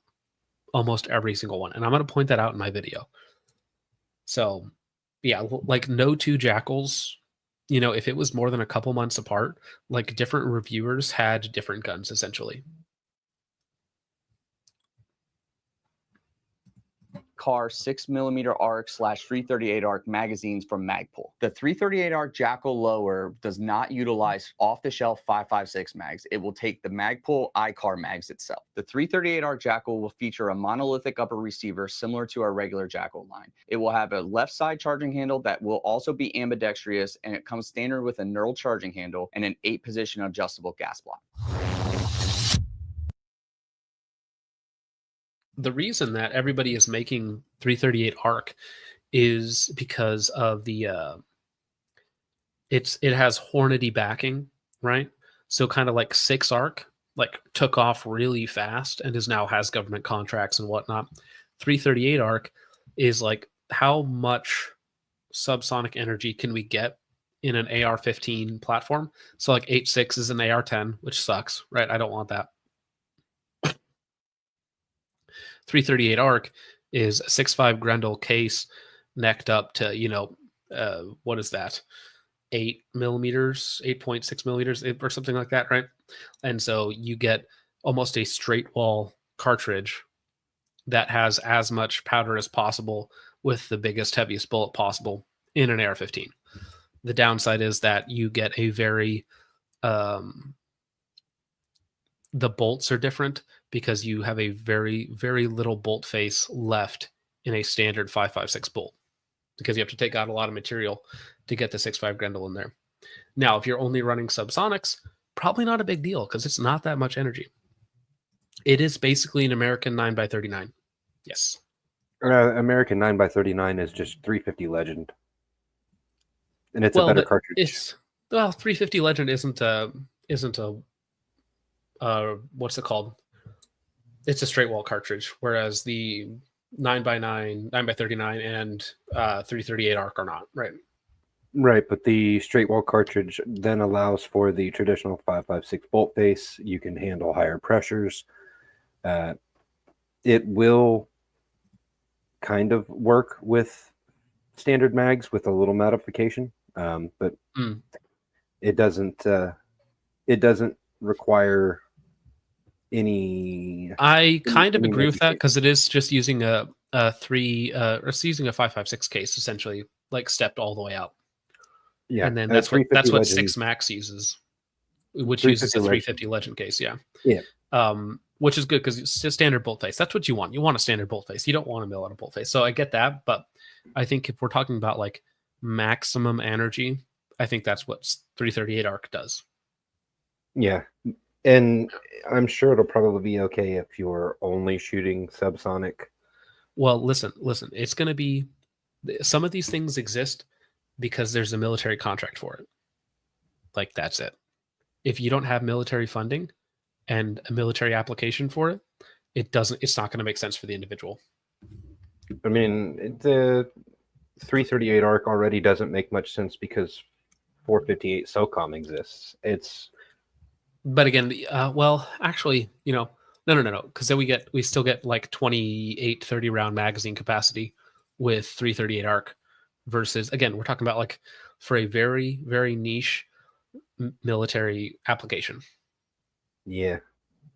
Because like a 458, you only get like what, 10 rounds? Right. Which versus is you can get a 30 round curve mag of 338. So the one benefit to 458 SOCOM mag capacity being 10 rounds is you can legally buy 458 SOCOM Stanag pattern mags in places like California, and you can even find them on eBay, allegedly, in Minecraft. That's very funny, but also, yeah, that's not the like military application for it, right? Which is, again, this I think personally that's really the only reason it exists, is because Hornady is going to chase some military contract with it, like they did with 6 Arc. So Andrew Vachon for $9.99 says 338 Jackal answers my question. Holy crap, PSA, why do we even let you exist? I hate SHOT Show so much. I'm not even going to pretend half of this crap will ever exist to begin with. Absolutely. Or if it does exist, it'll be 2 years from now in a very different form factor than what we wanted. Yeah. Keep in mind it took them, 5 years to make the dagger? Was it 5 years, I think? It was at least 4. Yeah. Well, I mean, that's the thing. It's like there's at least like a 3 to 5 year turnaround time between something getting announced from PSA and actually existing. Because it's like in 3 to 5 years, it's either going to exist or be canceled. PSA MP5, the SDG 44, canceled, and then some of the other projects came out, right? This isn't even being announced. This is just hey, we might do this. This is a concept pull. I do love that.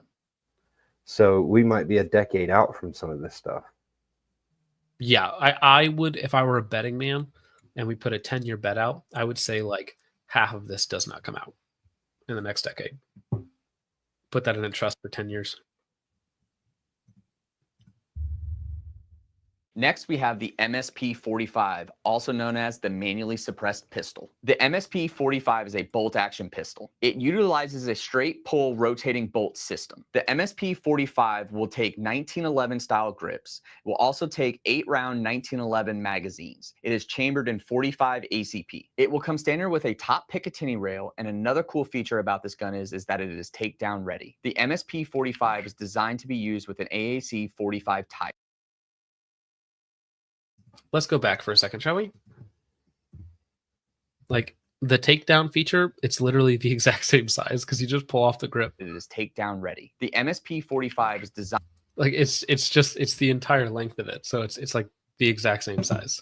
That's not like an extra bit of concealability. Designed to be used with an AAC-45 Tyrant. We will have other compatibility features in the future with this gun for other suppressors on the market. The MSP, like, is there a purpose to this? Other than the fact that it's like, it looks like a well rod. Like, because B&T already makes it. It's just expensive. I think something like this, because the machining is so easy, you could probably make something like this for like $500. I mean, it's going to be a single shot manual bolt action, essentially. So I have faith that they'll be able to get it to run. It should run, yes. It should run and feed and shoot. And it'll be quiet, and it'll be like it's essentially a party trick. It's like, hey, you want to hear a quiet 45? And then you shoot it like 3 or 4 times, and you're like, wasn't that cool? And you're like, yeah, I guess. Like, I mean, yeah, 45 makes sense because it is 230 grain ball is generically subsonic. So that's fine. But dude, like if they were charging like $800 for this, that's so lame. But again, this one I will put money on right now never comes out. It's so lame. Yeah, suppressed handguns are always a party trick. They know their audience on this one though. 45 ACP, 1911 mags, 1911 grip. This is targeted at a very specific audience. 100%. Andrew says, I'm a 458 guy. Don't buy one, but I love it. Yeah, that's what always keeps me from buying it because I'm like, oh, should I just get an upper for like a few $100 and then I can get some ammo? And it's like, well, it's expensive ammo and it's really silly. You're going to shoot it a couple times and then forget about it. So 100%. That's exactly what I do with mine. Yeah. I bought a second one thinking that I would be like, oh, maybe I'll shoot it. No, I don't. I don't shoot it anymore at all. The second one is untouched. It's still sitting in there on the shelf. I have no intentions of shooting it. It's fun to do about once a year. Logan, I've got news for you, sir. PSA owns AAC. So if you see a lot of AAC ammunition or other things, it's because they own them. Good sir. Same parent company. Yeah. Freedom Group, which is probably ironically named. Freedom Group, which was originally the people who screwed up Remington. Yes. Yep. And that's why we have the new Bushmaster 50 BMG that we talked about in the beginning. Yeah. It all comes full circle. P45 will feature its ejection port on the left-hand side of the firearm. I literally don't care. Okay, so here we go.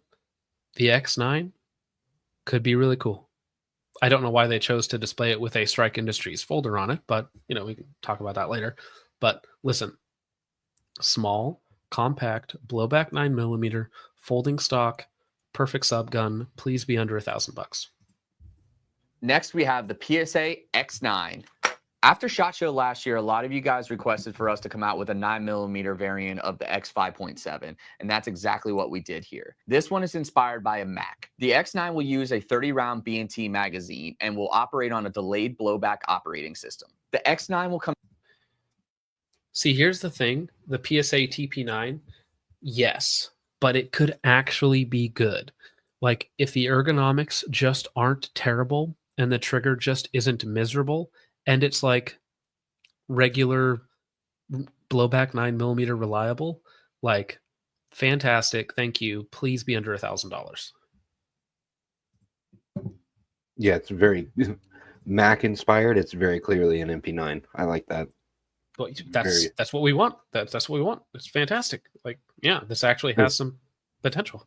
As long as it's not MP9 prices. Well, that's the thing. It has to be under $1,000. If it's $1,200, then it's like, well, now you're competing with people that put stuff together better, right? Comes standard with a Picatinny rail in the back. For SHOT Show, we are displaying it with a Strike Industries left folding brace. The X9 will come standard with a top Picatinny rail, and the lower handguard will have your M-LOK attachment. So because it's a straight mag, it takes B&T mags, which I don't remember if those are expensive or not. But we know that they work, which is important. Method. The X9 will come standard with a 7-inch nitrided 9mm barrel that has a tri-lug attachment, but also has a thread protector with 1/2x28 threads underneath it. The X9 will feature an ambidextrous charging handle that would be located on the front. This is our iteration of the X9. If you'd rather see something that looks like the X5.7 but shoots 9mm and take Glock mag, I actually literally just want this exact same thing in 9mm and in 5.7. That body is perfect. It's slim, it's small with a tight folding brace. It's barely bigger than a handgun. Like, that's what I want. That body, that size is perfect. let us know in the comments below. Up next, we have a contradiction in terms.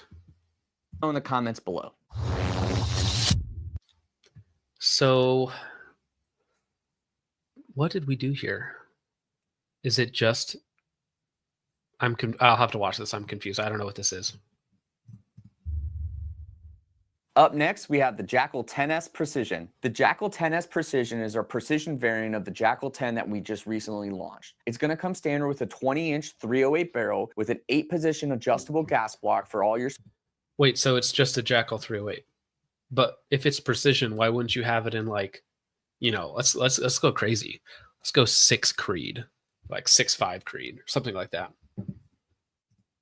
Suppressor needs. It's going to come standard with a compensator as well as a Samson manufacturing adjustable stock that does fold to the left. It's going to come with a 2-stage trigger as well as a 20-round PMAG. The Jackal 10S Precision will come standard with a new handguard. On this handguard, we have an integrated ARCA rail right on the backside of it for all your ARCA-mounted tripod needs. This is the... So the ARCA is nice, but it actually needs to be longer than that. You know, you could argue whether, I mean, you can always put on more ARCA rail via M-Lock if you really wanted to, but if you're going to integrate it, just put it on the bottom of the rail. So, yeah, but like, so what did they actually do to make it more precise? 308 version, but we do plan on offering a 6.5 Creedmoor version as well. Of course. Oh, so it is just a Jackal. It's like, why would, what? I thought they were going to say, like, hey, we designed it with like a different barrel lockup to aid in accuracy. Like on the Scar 20S, you have actually a longer barrel lockup section versus the Scar regular 16, 17, because they redesigned it to have a better lockup and in theory better accuracy, right? So on the Jackal Precision, I was like, oh, maybe they'll do something different. It's just a Jackal. You know, it might have a heavy barrel. That might be it. Yeah, I got sent that clip. M26 sent it to me where PSA is like, yeah, we're done innovating on our AKs. It's like, what means is they probably tapped out on the market for the AKs. So they're like, it's more expensive for us to improve it than to come out with a new product. Yeah. Next, we have the 338 Arc Crink. With the addition of 338 Arc into the Palmetto State Armory lineup this year, we wanted to introduce an AK platform as well. So what we have here is a 338 Arc that is inspired by the Crink. The 338 Arc Crink will be built off of a side-folding receiver. It will include a hammer-forged front trunnion, a hammer-forged bolt, and a hammer-forged carrier. The 338 Arc Crink will feature a new rear sight base that allows us to put a new style... Oof. Poll in the audience. Do we think that PSA will make a reliable 338 Crink in terms of feeding 338, in terms of the bolts, in terms of the gas system being able to handle 338 subsonic and supersonic? Is it just a repackaged with like it was with the 300 Blackout and just but even so, AR adjustable gas block? Well, I mean, you know, honestly, that is an improvement. But we're not only talking about 300 Blackout. We're talking about different magazines, different bolts. Like, that's a lot to ask to make it reliable. Yeah. Even if it's not super reliable, I have a feeling that people would still buy this over the $6,500 Ventura's B&T kits. I mean, they're both kind of, to me, they're almost both the same. They're party tricks that you show off, but you don't actually shoot. Yeah.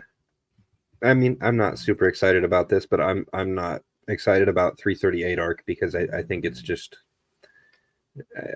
I think it's just a meme. Yeah, it's not for me. It's not for me.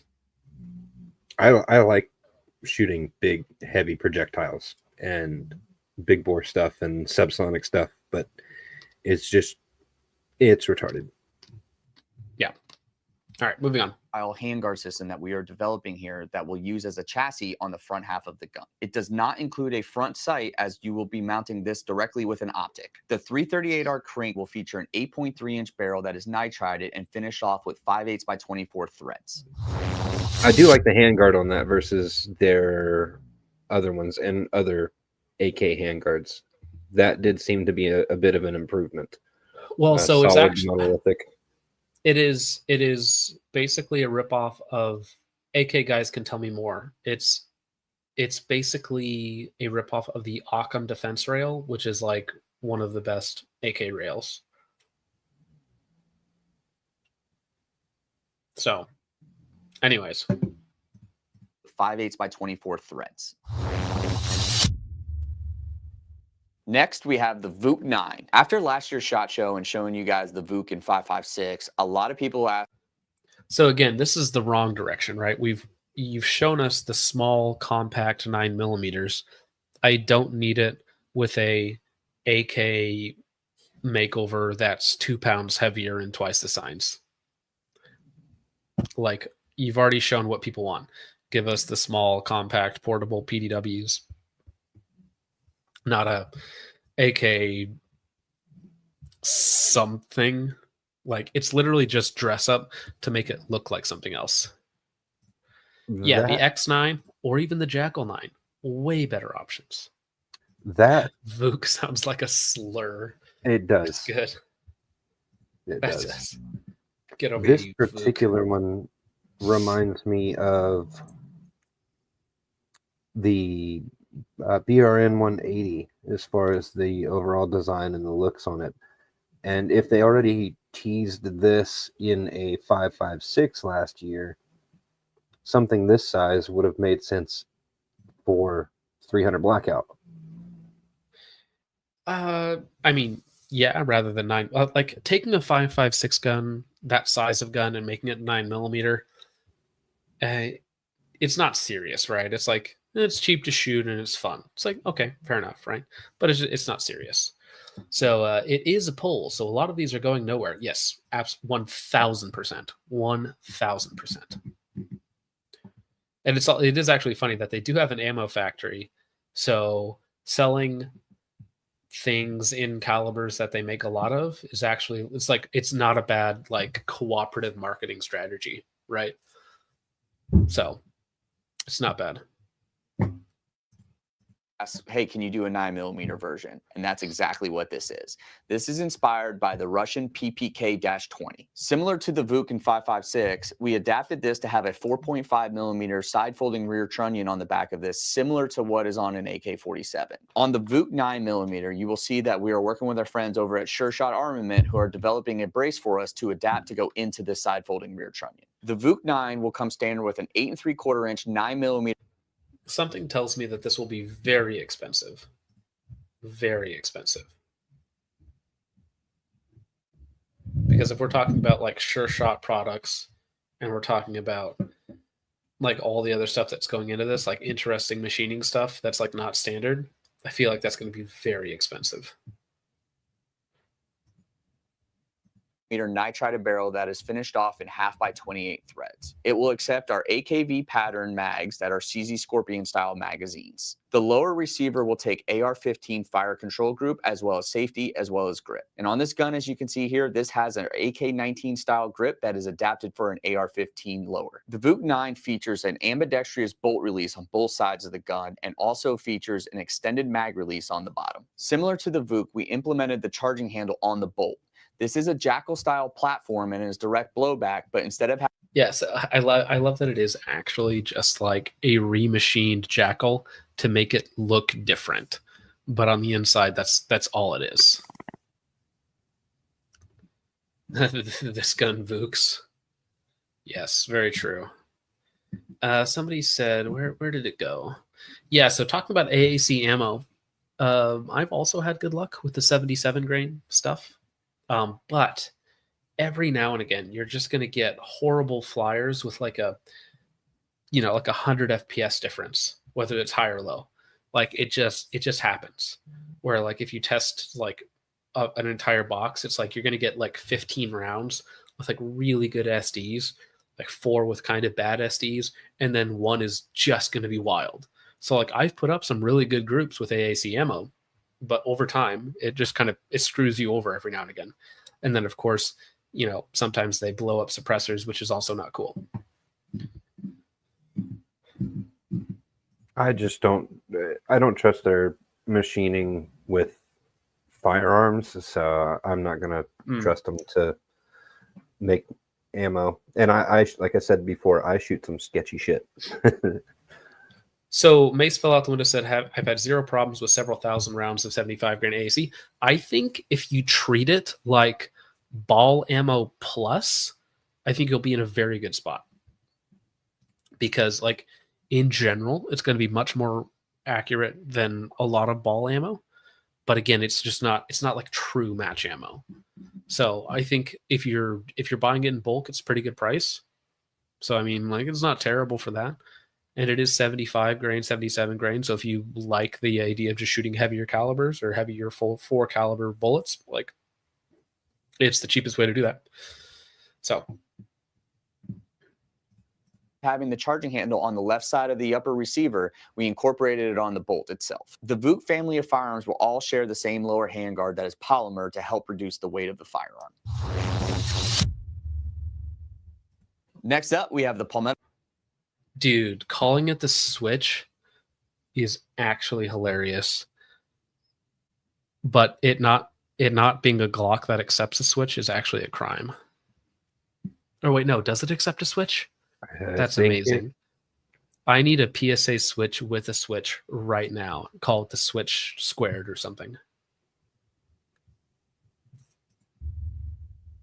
Next up, we have the Palmetto State Armory Switch. I know we've brought this the last couple of years to SHOT Show. We have made some changes to it, and we wanted to get your feedback on it and also have it in the concept poll to see if it's something you want us to be working on. Some of the changes that we made to the Switch is based around the grip module itself. We designed this to be a slimmer fit profile so it's not as bulky in your hand, and we also made some changes to the actual chassis system so that way we can slim up the outside dimensions of the grip module itself. We are working on multiple different variations of a Switch. We are working on different chassis systems as well as grip modules. Let us know in the comments and let us know your feedback on what direction you think we should be heading in.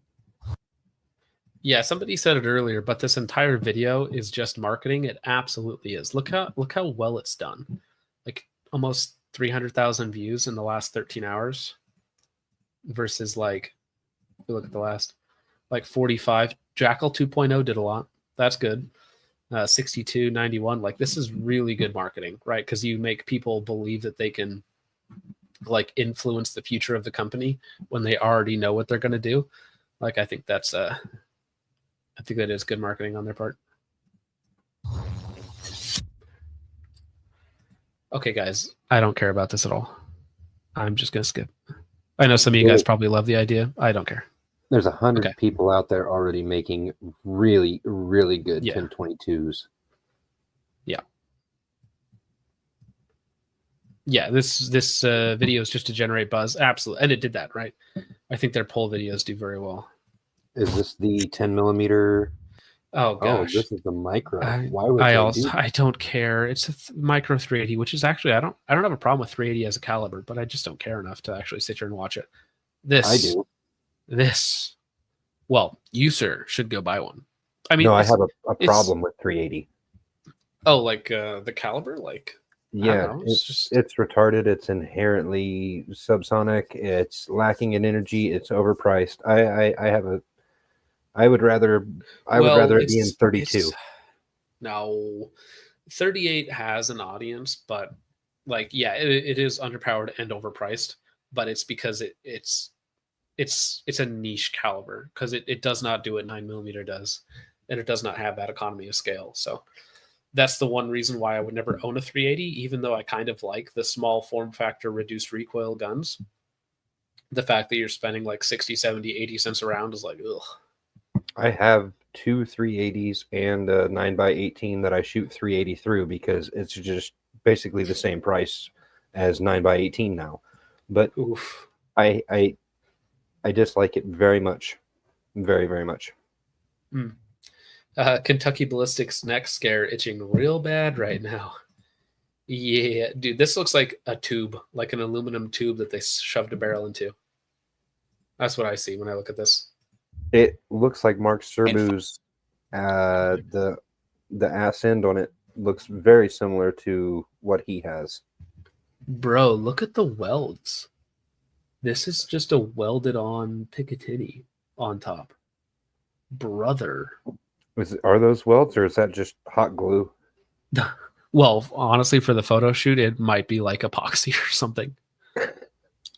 And that is very possible. All right. That's rough. And finally, we have the Saber Lancet in 50 BMG. One of the things that we strive to do every day here at Palmetto State Armory is make guns affordable. And that is exactly what we did here. This is going to be the most affordable gas-operated semi-automatic 50 cal on the market. The Saber Lancet will feature a 30 MOA full-length Picatinny rail. For a second, you said 30 MOA, and I was like, is that the accuracy guarantee, or what are we talking about? That is welded onto the receiver. It will also have a welded. So it is, dude, it's a steel tube with a lower receiver and a welded on pick rail. This is like a wartime gun, right? Where you can't machine. You have to take like off the shelf components or like the lowest, easiest thing possibly to make. This is something that like Serbia should make. Some like second world country where it's like literally like it's a makeshift 50 BMG. The only complex parts are the bolts in the barrel. And like Serbia. Everything else is just. I thought you said Serbu. Sorry. Well, Mark Serbu, right? Mark Serbu. Yeah. He's the guy who does that sort of thing too. Yeah, I mean, either way, like some second world country should be making this. On accessory rail that is attached on the bottom for your bipod attachment method. The Saber Lancet will accept Barrett M82 mags as well as 107 mags and will come standard with a 28-inch barrel that is threaded 1x14. The Saber Lancet will weigh around 32 pounds. All right, guys, SHOT Show season is officially upon us. Well, yeah, 32 pounds is about right. I mean, honestly, like it's a chunk of steel. Like it's a chunk of steel with as little machining as possible. And on the inside, you probably just have a huge bolt carrier group and like a ridiculous spring behind it, which in all fairness is what the Barrett M82 is very similar, right? So, honestly, other than the barrels and the bolts, which are probably very expensive, it's got to be really inexpensive to manufacture. Well, the barrels and the bolts themselves, I'm going to imagine, are probably tri-lug. Well, just as a function of them being so big, and whereas they can probably churn out like 1,000 AR bolts a day, like this is going to be run on like one machine, and they're going to make like 15 a day.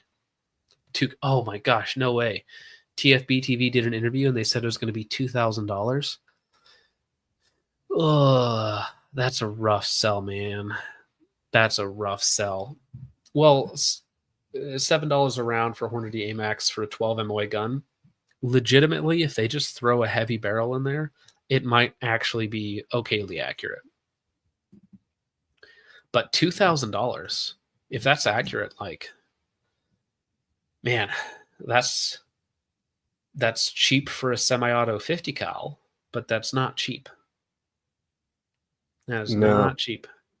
I was looking at 50 cal ammo prices, and at one point in time during the great scarcity of 2020, I was legitimately considering getting one because I could pick it up for, I think it was $2.25 a round, and that was going to be 100 rounds on links, 75 rounds were FMJ ball, and 25 rounds were tracers. So it's like, that's, for no more than what it would be shot, that would be fun. But then I started looking around. It's like, no, nobody makes a halfway decent one. The only one that I was even considering at the time was the Remington Bushmaster atrocity that we seen in the beginning. Hmm. Yeah. I mean, I guess if you compare it to its competition, like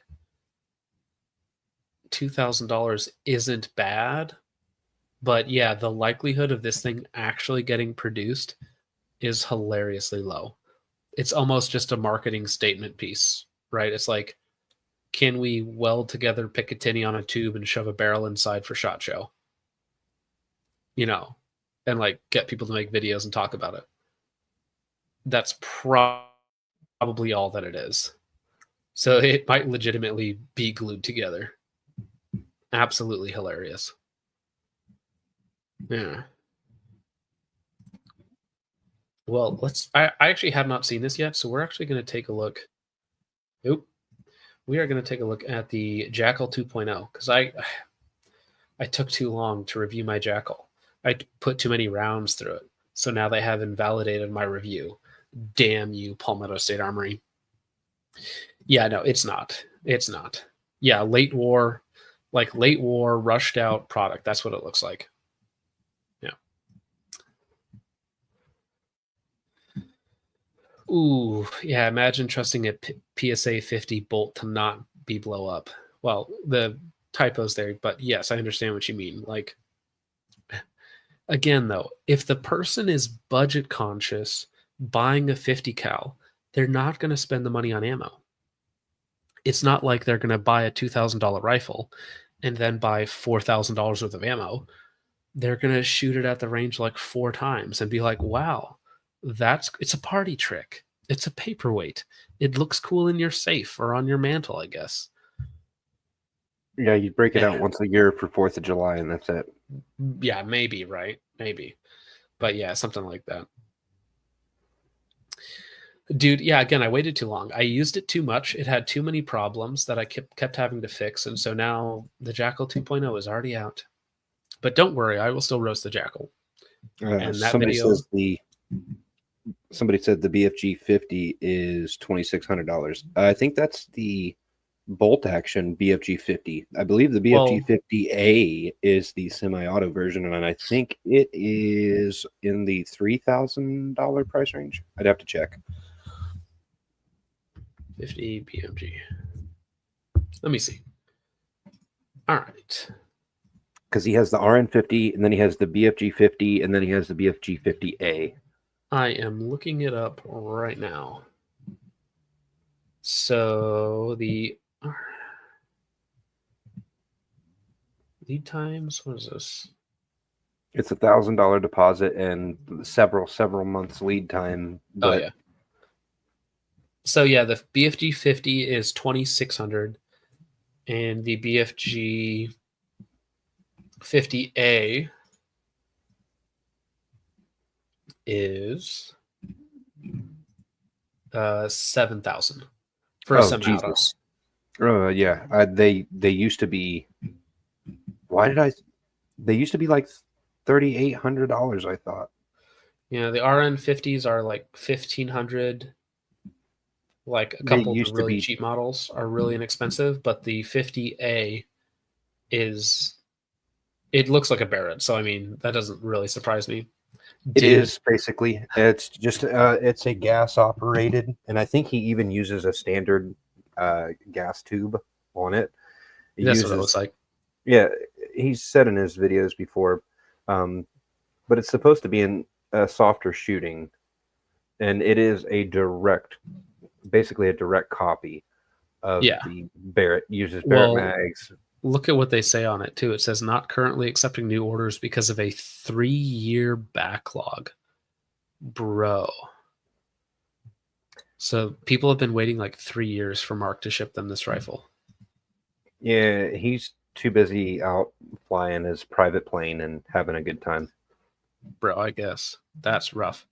Andrew Vachon for $4.99 says, I don't trust PSA to make a 9mm. They are going to kill somebody if this gun makes it to market, and it will still cost like $5,000. I would not be surprised. That price, though, it's not cheap, you know. No matter No matter how far underneath the competition is, that is just not cheap. Maximus 98351 for $2 says PSA Bangalore torpedo. And that's what it looks like. Imagine stopping a burglar with this, though. Oh, that's amazing. Beat him to death with it? Well, yeah, bro, that would be an impressive murder weapon. Uh-oh, my thing glitch. I'm not... Oh, dude, did I die? Am I still here? No, you're good. Oh, okay, sorry. My mouse stopped working. I was like, oh, no. All right, here we go. Here from Palmetto State Armory, and today I'm going to be introducing to you the Jackal 2.0. After like 1 year, we've made it better because the original version was not very good.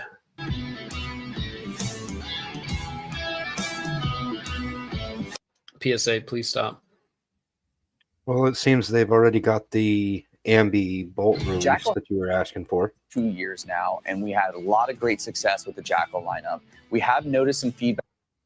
Bro, no. Don't say this. We have noticed some feedback saying that it was not very good. Come on. With the Jackal lineup. We have noticed some feedback from you guys over the last 2 years about some changes and some things you want us to make. And that's exactly what we're trying to achieve here with the Jackal 2.0. The Jackal 2.0 is its own unique firearm. It does not take off-the-shelf AR. Oh, that's bad. That's bad.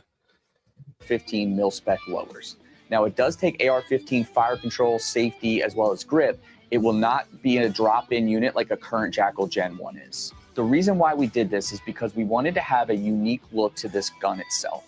We were able to develop our own stock for this to make a seamless transition into the firearm. The stock on the back of the Jackal 2.0 is what we are calling the AXR stock. Dude, I hate this music. Can you please stop with the guitar? Like, it's They a little, gotta like, I sell know. Dude, I guess. I mean, listen, the F5 stock sucks. And yeah, I don't believe you. They said, well, we're readjusting it for looks. It's like, surely not to fix the myriad of issues you had with the original Jackal.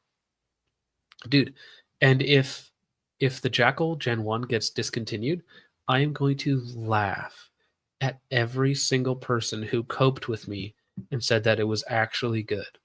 If PSA discontinues their original Gen 1 Jackal, I'm going to laugh at everyone that shilled it. Everybody that bought one and no longer gets supported, I will laugh at you. Can we officially call them sickers at that point if it gets canceled, the Gen 1? We're calling them jokals. It's a jokal. And this is the jokal 2.0. It does look better. Dude, but that's the argument with the original Jackal.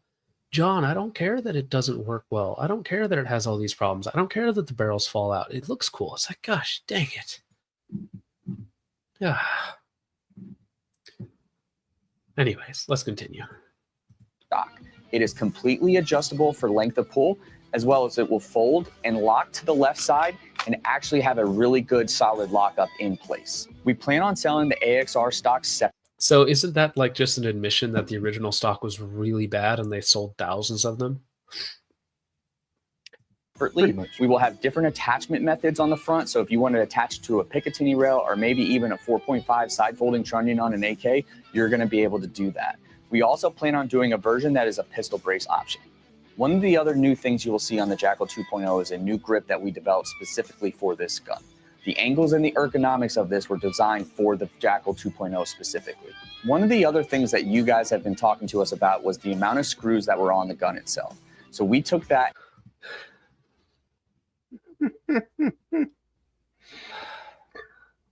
Can you just look into the camera and tell me, hey, you know that Jackal #1? Yeah, that was a really bad idea, guys. Anyways, here's version 2 for you. It's just a pistol grip, bro. It's just a pistol grip. Like, nobody cares. We're swapping it out for a Magpul K2. Like, shut up. I don't care. It looks like a ripoff of the Daniel Defense grip. No, this one will not work with their new bullpup lower. Of course not. So I imagine they're still going to make the Jackal Gen 1. Just because it's probably going to be cheaper, and then the Gen 2s are going to be more expensive. So I'd imagine they'd keep the Gen 1s around. Ugh. Seems like it'll take up too much tooling and too much time and detract away from their Well, goal of selling the Gen 2s. the funny thing is that the Jackal Gen 1s are bad enough that people might upgrade unironically to the Jackal Gen 2 and be like, oh, well, it's better and it fixed all the issues I had at the first one. So, do you think that they will get people to sell it or get people to buy it, and then once it shits out on them, they will say, well, we'll just upgrade you for a small fee to a Gen 2 when it does break? I doubt it. I doubt they would do that. But like, yeah, so the MCX did the same thing, which again, like there's a reputation. Like, don't buy Gen 1 SIGs of anything, right? Why would you? They're gonna have problems and then they're gonna improve it later on down the road. Like that's just like a known thing. Right, where they won't. Well, I mean, SIG is really bad / good about every year and a half coming out with a new version of the same thing that is not backwards compatible and being like, oh, well, that version, it had some issues. So we came out with a new version, fast forward 18 months. Well, that old version, it had some issues. Anyways, here's the new version. It's not compatible. It's like. And then they discontinue the old. Well, yes, of course. And then they stop supporting it, right? And you're like, well, but I still want an MCX because it's the cool military gun. And I see cool people talk about it. So I'm going to buy that.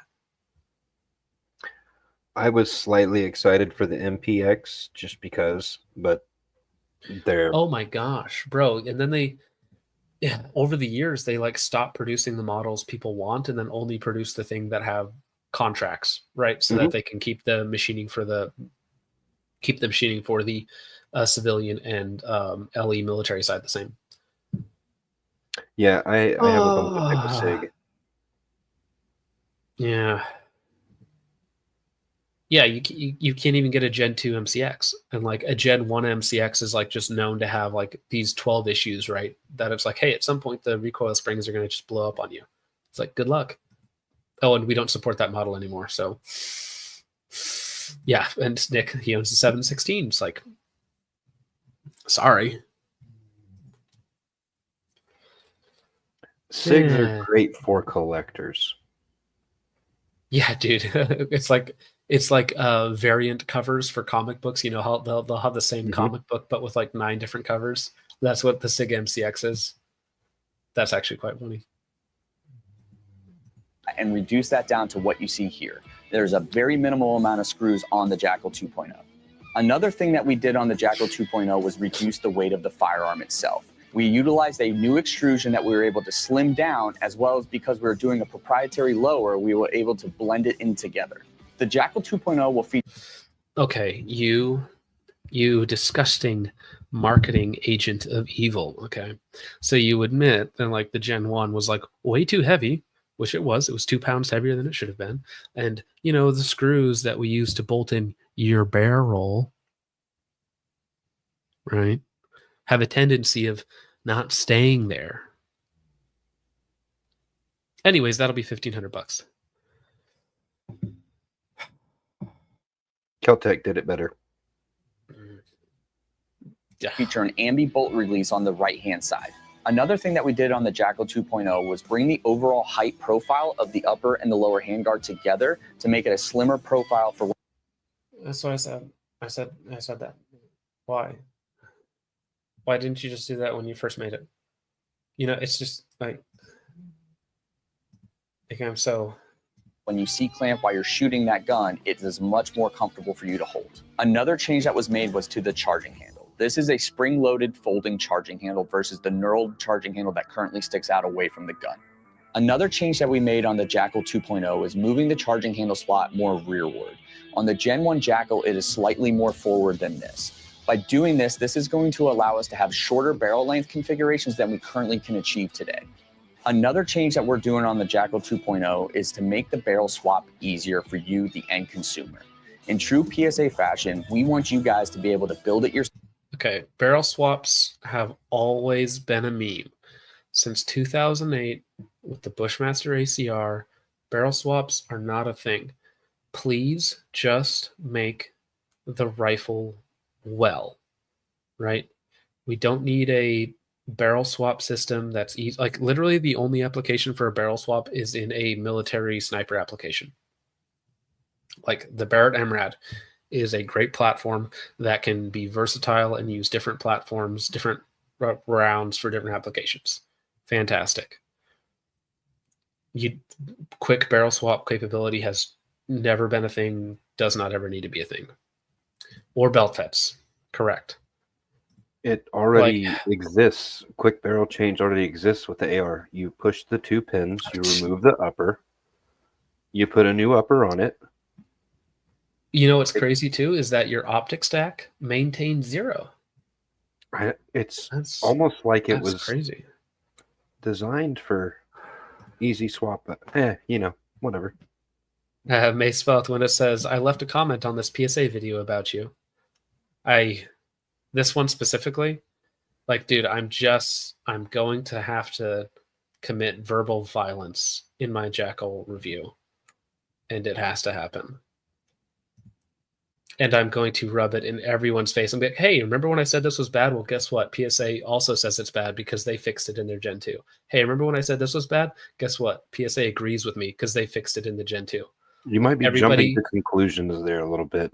We don't really know yet if they did fix it. They just... Well, no. They changed it. It's like, hey, the handguard's too tall. Hey, this is bad. Hey, it's way too heavy. Hey, well, in the Gen 2, they're saying that, oh, yeah, we're just updating. You guys had feedback or something, and so we're just changing a couple things. Yeah, they addressed it, but did they really fix it? I'm sure it's not. That's the thing. It's like on paper, it's like they reduced the weight, they slimmed down the profile, and that's it, actually. That's the only good changes. Other than that, they're like, now it's proprietary, and screw you if you bought a Gen 1. Anyways, that'll be $1,500. Grifting Gamer for $2 says, will the Jackal 2 be held in with 4 drywall screws? No, only 2. Only 2. Andrew Vachon for $4.99 says, the MPX/MCX rails still don't hold 0. Only reason I own a Hydra mount is for my 8-inch. I love my MPXs, but I have a hard time recommending them.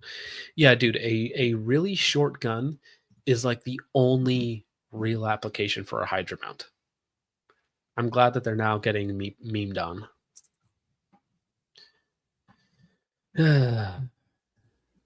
Yourself in any configuration that you want. And by doing the Jackal 2.0, we are going to achieve that for you. We will begin to offer this in 5.56 and 300 blackout and expand into other calibers in the future. And that's a wrap on Jackal 2.0. Let us know what you guys think about it in the comments below. We want your feedback on this. And to stay up to date on all things Jackal 2.0, stay tuned to our social media. Oh, please stop. Please stop. So listen, guys, the handguard is one piece with the upper, right? Okay.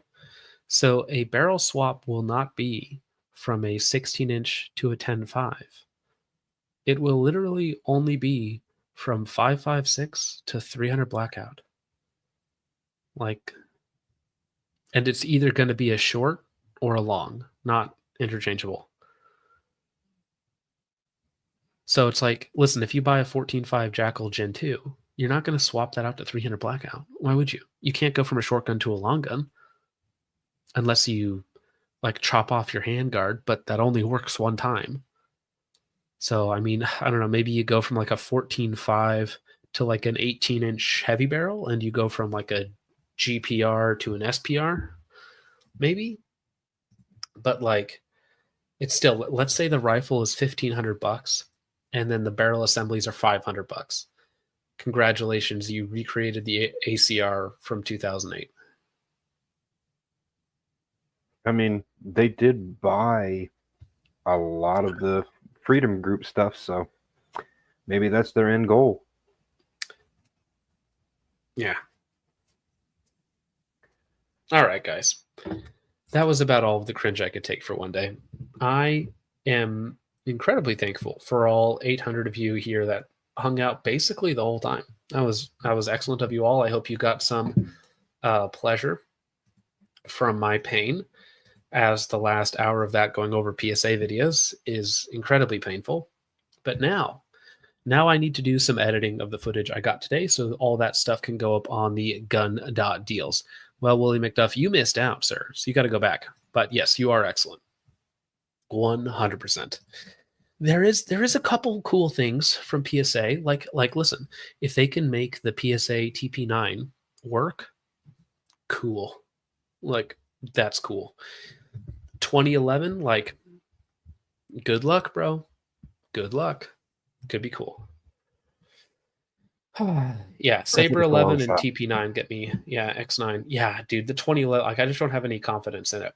I think they could make a blowback 9mm. I think they could do it. Yep. Like, well, thoughts on the platypus? The platypus seems cool. Like, if I had $1,500 and a year to wait, like, you know, maybe. But yeah, I'm not waiting around 8 months for what is essentially a review piece, right? I review it and then I get rid of it. So, dude, yeah, 2011s are the new lever gun. Everybody's going to come out with one, and then in a couple years, they're going to die off because people are like, oh yeah, spending $2,000 on a handgun I don't shoot. Probably not a great idea. Yeah. Much out. Yeah. I mean, if I knew somebody that had a platypus, I would go borrow it and shoot it. But in South Dakota, a platypus might not even exist. So, all right, homies. I love you all very much. I will see you in the next one. I hope you enjoyed. God bless. Good night, everybody.